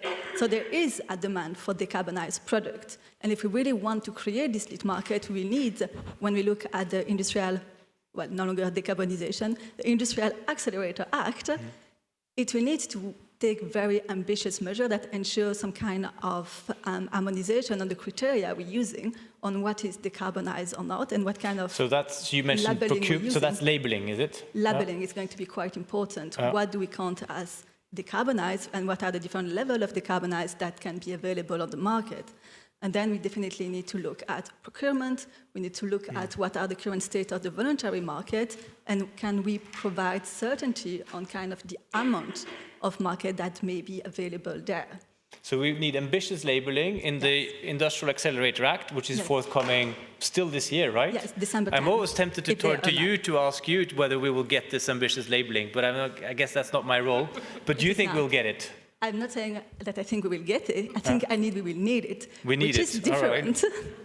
And I think we definitely need also certainty on the market available. We need to think about, well, what are the rules of procurement there to ensure some kind of minimum demand for these decarbonized projects. Then you also mentioned infrastructure. Yeah, infrastructure. And on that, I do want to go back to the NZIA, because I don't think that it is as unpopular as some people pretend. It has been very much welcomed by a lot of hard-to-abate industry, because before the NZIA, we were a little bit in a chicken and egg problem, where it's very hard for the capture project to invest in the capture without the certainty on the storage, and it's very hard for the storage project to invest in the storage without certainty that they will have a capture side. So by creating this certainty, the NZIA has been an important driver of CCS deployment in the EU, but also going back to what was mentioned on the importance of having storage deployed beyond the North Sea, it is very important to incentivize storage development and deployment like in the Mediterranean, in Eastern Europe, because if we look at the cost for the industry, transport can be a massive cost if you are very far from the storage. So for example, the Norway storage is going to be extremely useful for all the countries in Northern Europe, but it's very likely going to be way more expensive for countries that are Italy, Spain, Poland. They will need storage closer to them. And so it is also important that we develop storage within the EU. On infrastructure, I mean, the previous panel, we were discussing planning. And I think it was our friend from Acer that said, it's not top-down, it's coordinated. Do you think we can get coordinated planning somehow on this? I guess that's part of what we need in terms of transparent pricing and access arrangements and these kind of things. I think it's going to be extremely important to have coordinated planning, but also to have long-term planning. And in that regard, I think the Longship project is actually a very good example to use, in the sense that they start with 1.5 million target in terms of capacity, but then they expand it because they were building the infrastructure, not for the demand of today, but for the demand that is expected in 5 years, in 10 years. And so having this long-term approach is going to be extremely important, because, as was mentioned before, we're supposed to arrive at 450 million tons of CO2. Yes, that's a lot. And if we start building without thinking about the amount that will be needed in the future, we won't build the CO2 transport and storage network that we will need by then. So we need to have this long-term view too. Long-term views, long-term planning. Carolina, this must be the cue to go over to you. We have this ambitious long-term goals. Things are starting up. What's the position of WWF on CO2 storage? I know you work and look across a number of technologies. Yeah, so as an organization, we are not against CCS, but we also says it's limitation with its technology and should be used for those areas where it's really hard to abate. And I think it's always fun to come to the EU and talk to colleagues and other representatives, because I feel the discussion we have around some of these questions in Norway are quite different than we have in the EU. So coming from Norway, leading an environmental organization there, we see that CCS is mainly talked about being on the back shoulders of the oil and gas industry. It's very much linked to prolonging the oil and gas activities. It's linked on building the shoulders, seeing synergies within those industries. So it's hardly no debate in the public in Norway around CCS and the various industries that's really hard to abate. So we link it to a very different conversation in Norway, and that is also why I have become a little bit skeptical to CCS, not by the technology in itself, but how it's perceived and that it's going to be used for, and also build the infrastructure around it. Because I think the Northern Lights, even though it's a good technology development, a lot of the thinking in Norway around this is around infrastructure for oil and gas. and it's not linked to kind of the deployment of CCS at a large scale where it's hard to abate.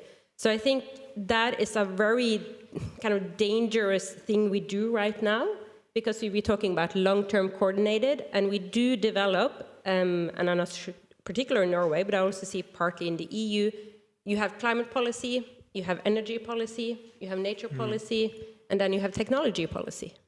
And they it's all very complicated. They are not coordinated at all.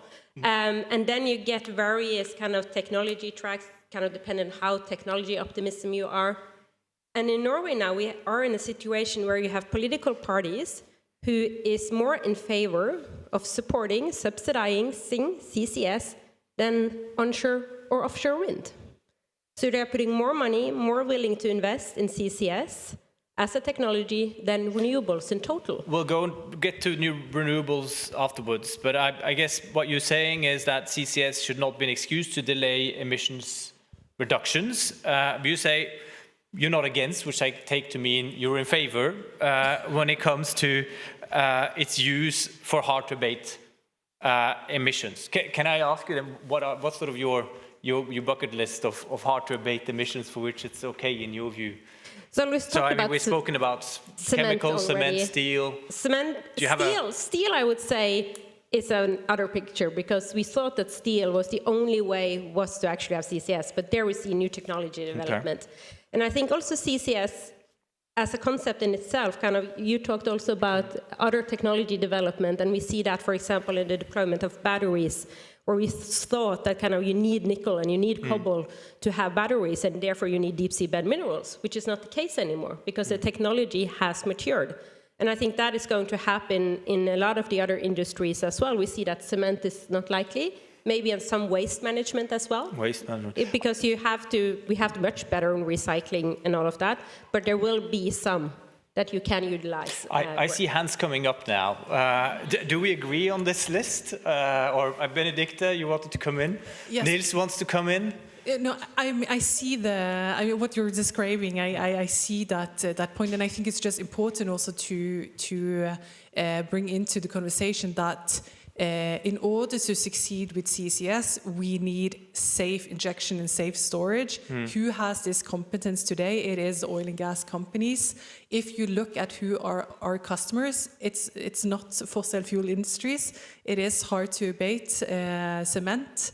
It is an ammonia. So I think it's just important that experience from the oil and gas industry, almost 30 years, can now be applied for this. Yeah, so this hard to abate in these sectors is not that controversial. Niels and then Joseph. Yeah, so I mean, not doing CCS for the last 20 years means that we have emitted like 1 gigaton from the EU system, which we could avoid it, you know. So I think delaying all this is really the worst thing we have done and can do.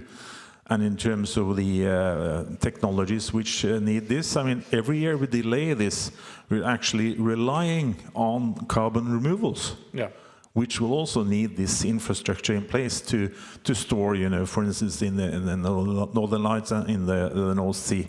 And I would like to add one thing to a list of Caroline is the hydrogen issue, because I mean, in good order for an EU conference, I'm also referring to Draghi.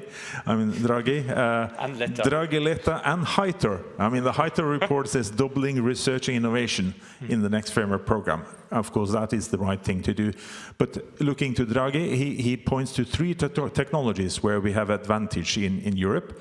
It's CCS, actually, carbon capture and storage technologies. It's hydrogen and wind.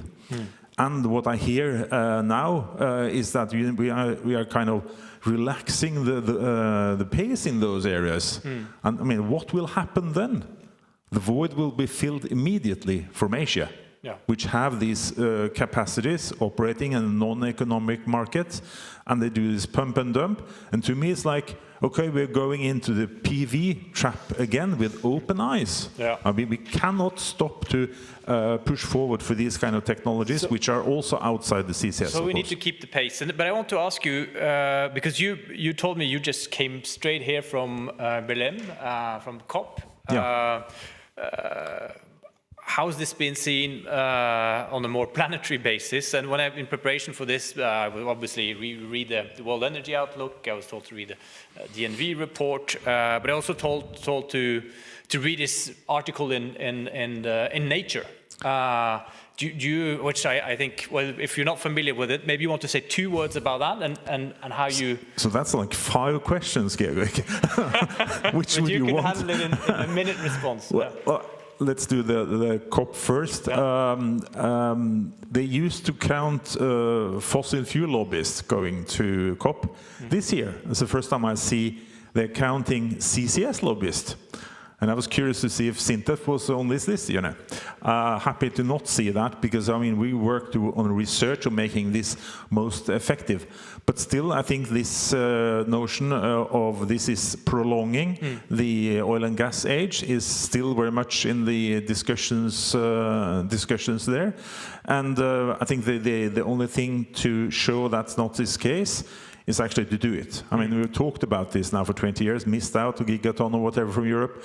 I mean, let's put these projects in action as we see in Northern Lights, and we need many of those in Europe as well. All right, excellent. Let's move on and sort of open the discussion a little bit to other technologies, innovations. And actually, then Caroline, can I start with you? Because well, you take a slightly more critical but still positive view on CCS for certain industries and technologies. What do you think are the sort of the innovations? Well, Nils gave his list where Europe still has strengths. What do you think is critical for improving energy security, the transition to cleaner energy sources, Europe's competitiveness, and how does Norway-EU cooperation fit into this now? Very small question at the end of the day. No, I think there's a lot of potential. I think first and foremost, we always start on the top, which is energy efficiency, which we are not kind of taking that seriously as we could.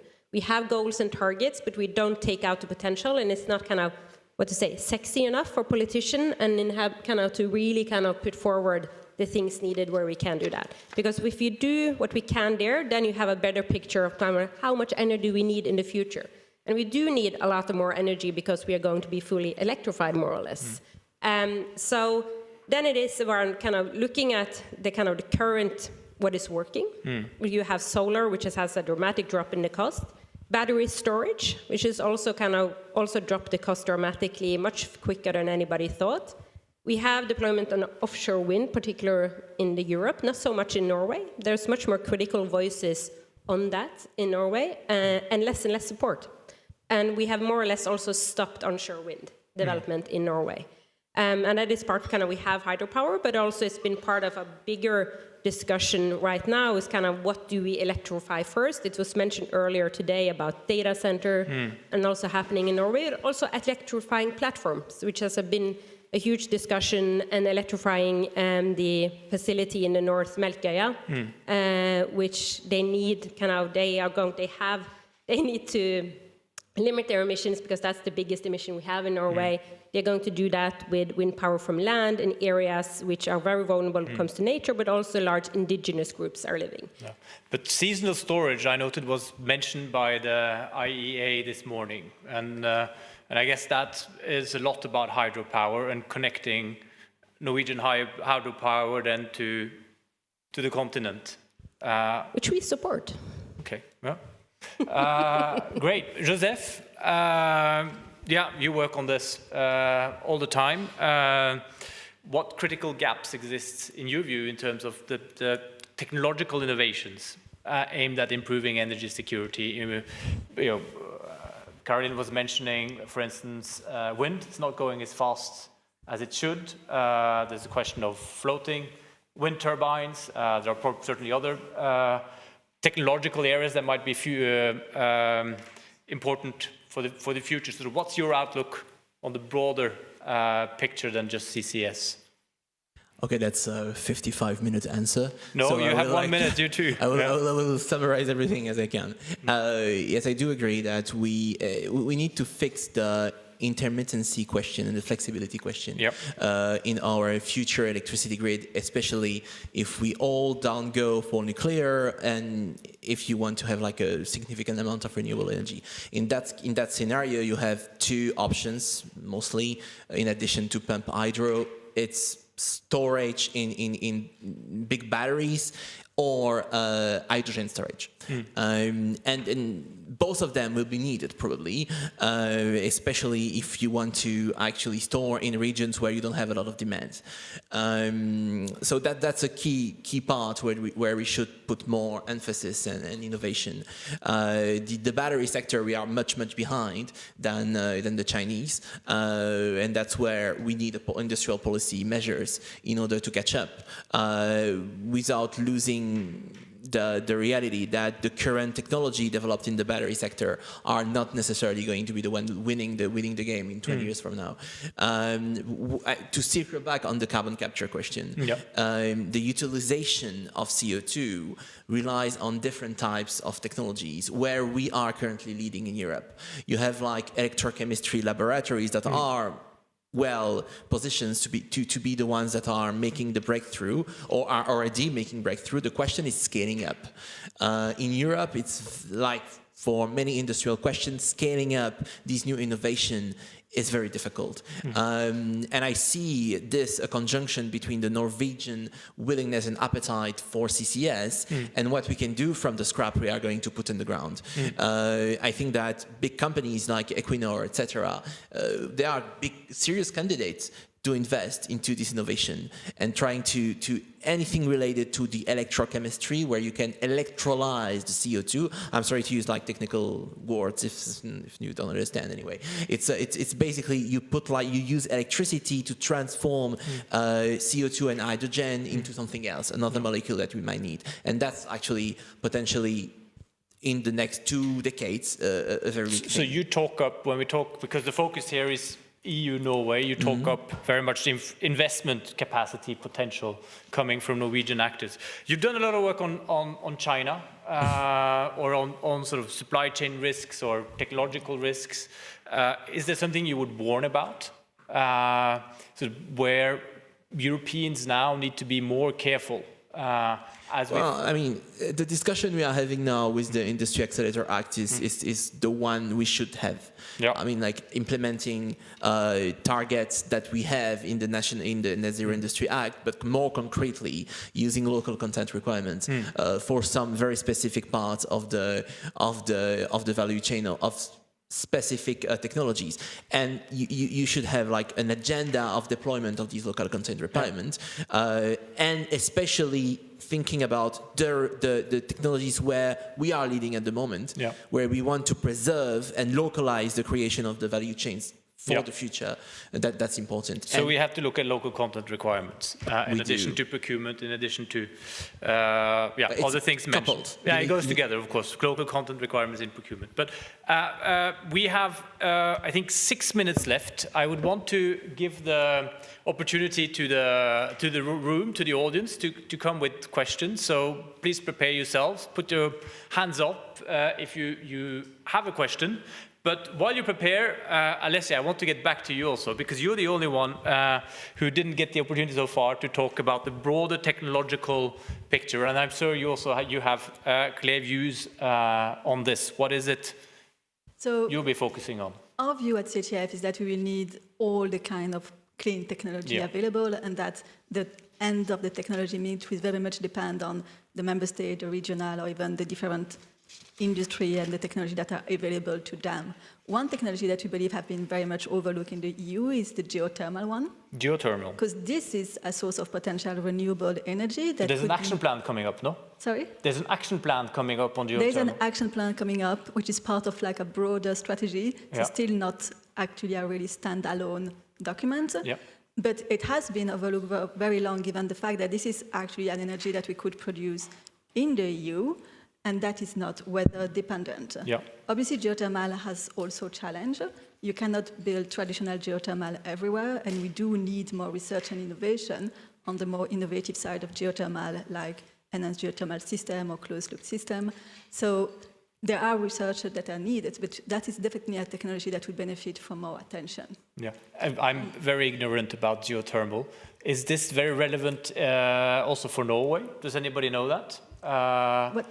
What is relevant from a start is the fact that a lot of the expertise that will be needed from geothermal will have to be borrowed to the oil and gas system. Yeah. And so that is definitely something where knowledge sharing would be very useful. Also the fact of like the knowledge on the ground and the geological knowledge ability will also be quite important. Excellent. Are there any questions from the room? I have both Caroline and Nils on the list. Are there any questions from the room?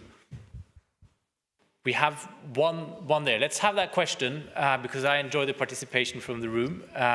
And Nils and Caroline, keep your thoughts meanwhile. Thank you so much. My name is Ingvild Østasil. I work for Renewables Norway, which is an industry association representing renewables in Norway. Sintef, you mentioned how much emissions could have been avoided if we use CCS, and I'm just thinking about how much could have been avoided if we electrify, of course. But my question is, if we do focus so much on CCS, we risk diverting investments, competences, and resources away from other technologies, and such as electrification and offshore wind. And I wanted to get a bit specific. So, what specific regulations can you think of that can ensure that renewables are prioritized while we use CCS for sectors where electrification is not possible? If you can get specific. Who's your question to in priority? Everyone who wants to answer, but probably Northern Lights and Sintef in particular. Okay. Do we have another question? No? All right. So let's go with, Northern Lights. Benedicte, you start, and then we'll get to Nils and to Caroline. Yeah. I think that, like I said in my intro, that for us in Northern Lights, CCS is a solution, but it's not the only one. And what you do see, for instance, we haven't touched upon it that much yet here today, but there's a lot of development happening in Germany, for instance, on the regulatory side. And they are using the term that it's not hard to abate, but it's almost impossible to abate. So they are very conscious on underlining what this purpose is for, and it's for those emissions that can't benefit from electrification or energy efficiency. Can I seize the occasion while you have the floor to ask you, so you've had your journey on Northern Lights. What are the lessons you would read across from CCS to get things going, to make things happening? I agree. I mean, that's quite a broad question, but if one wants to get renewables, get more force into that, what have you learned as an actor in this? Is it about the politics, the regulation? What's key?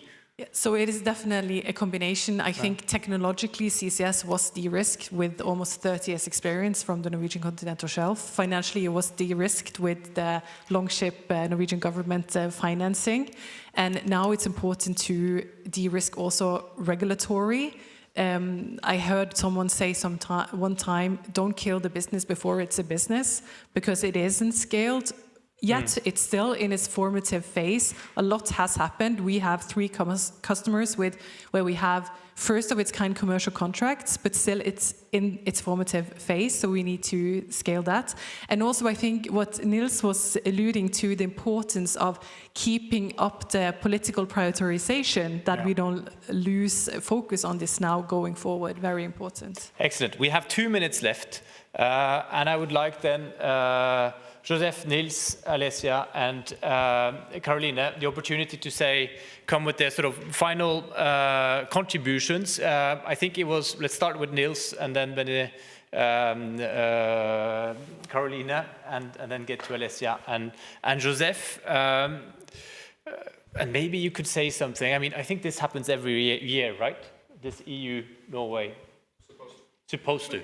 So where should we be next year? I mean, just if you were to say one thing that should have happened or must happen, be it regulatory or investment or technology related. But I mean, let's try to measure or set some goals for progress from 1 year to another in this EU-Norway cooperation. So Nils, you start. I'll try to be really short, because I think as this is a Norway-EU dialogue, energy dialogue, and you started off with saying, Europe needs the energy, don't need the emissions, and Norway has the energy to supply. I mean, 1,400 terawatt hours, in gas is just a flabbergasting large number.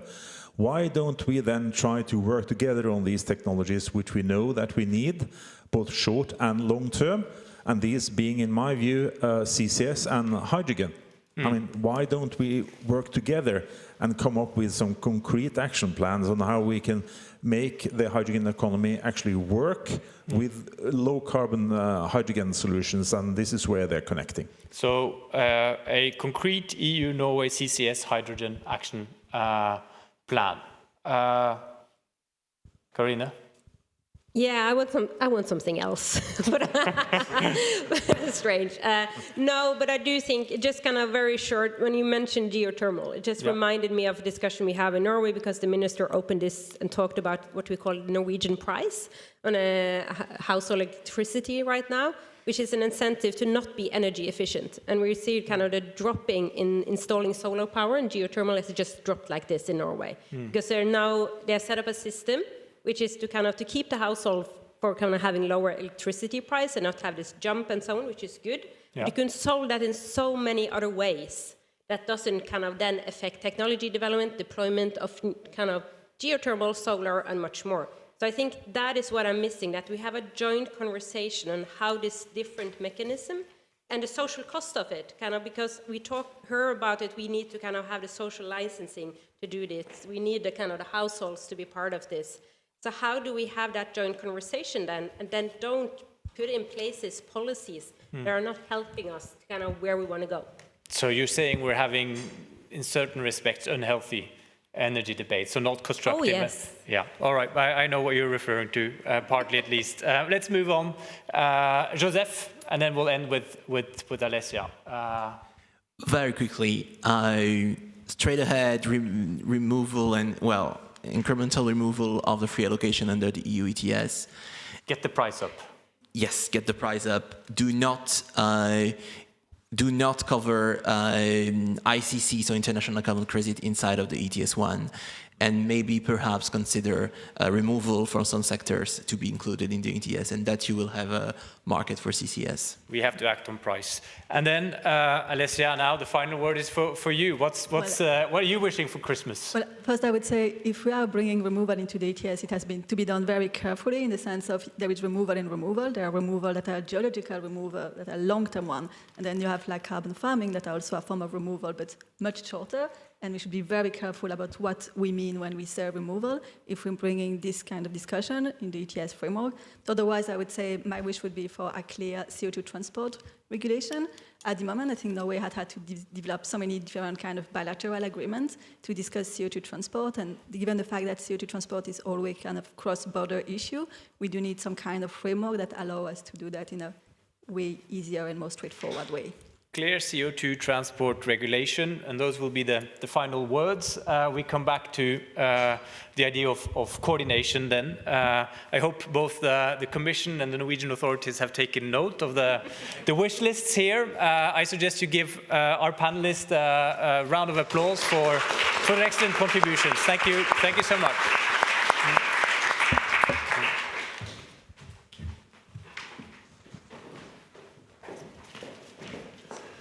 Thank you, Georg, and thank you to the panel indeed for a very, very interesting discussion. And despite the fact that it was the last panel, really something that gives additional food for thought. So we are going to now conclude our proceedings with Pierre Schellekens, who's the Director for Strategy and Coordination, DG ENER.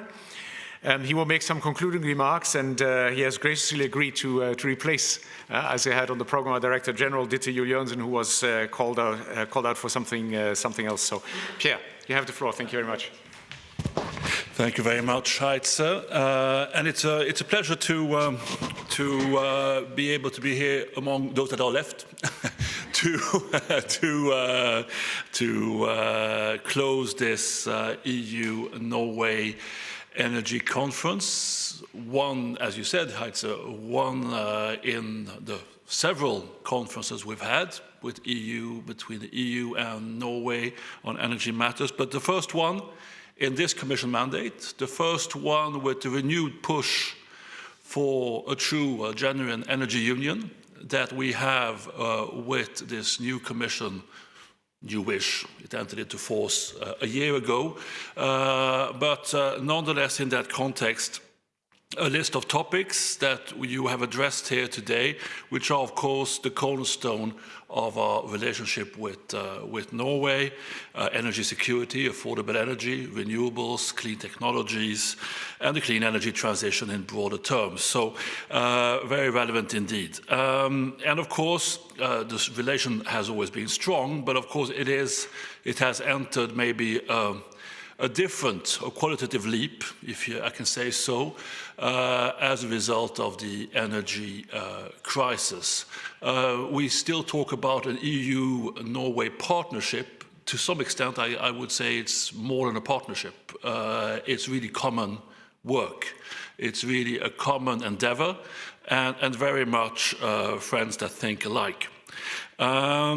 With this shift, of course, Norway has evolved to be our main supplier of gas. You all know that. But there are so many other areas of cooperation that I think we've had here today on the scene.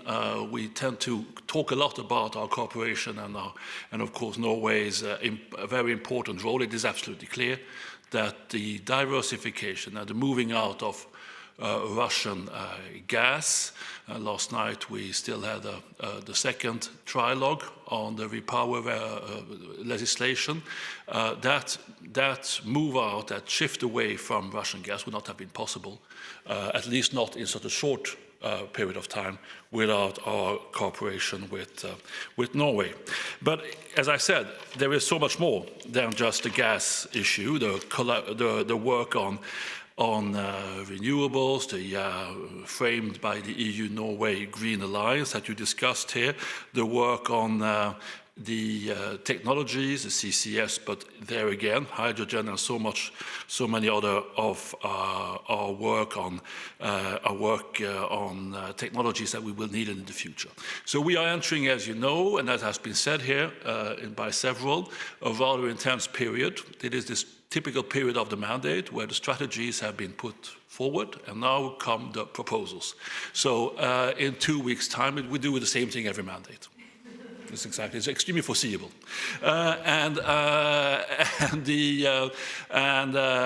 We, as you know, in principle, in 2 weeks' time, we will be presenting the grids package with I heard a debate here about whether it's top-down or coordinated, whatever it is. It clearly needs a stronger European dimension to our planning of infrastructure, and of course the emphasis will very much be on the cross-border energy infrastructure in the grids package. The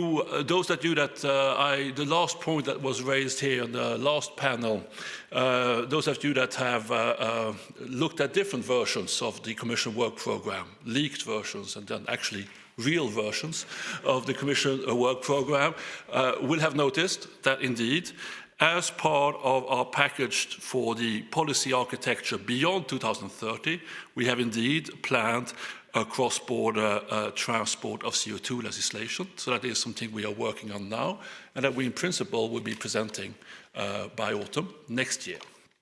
And of course, all the work that we'll be doing on that in the field of renewables, on permitting, is of course a central pillar here. While of course all the interests that need to be taken into account need to be heard. The work, of course, also is very much one on concrete measures, concrete projects. Norway's participation in Horizon Europe, the Innovation Fund, and the Connecting Europe facility. All these instruments have, of course, been also a ground for cooperation, as is our work at global level, at international level, on the Global Energy Transitions Forum, and the different aims that we have on renewables and energy efficiency. So, 31 years after the EEA agreement, And after the Norwegians started this seminar, this conference this morning together with the Danish commissioner, they've asked the Swede to close it. And I suppose that's always a good sign. And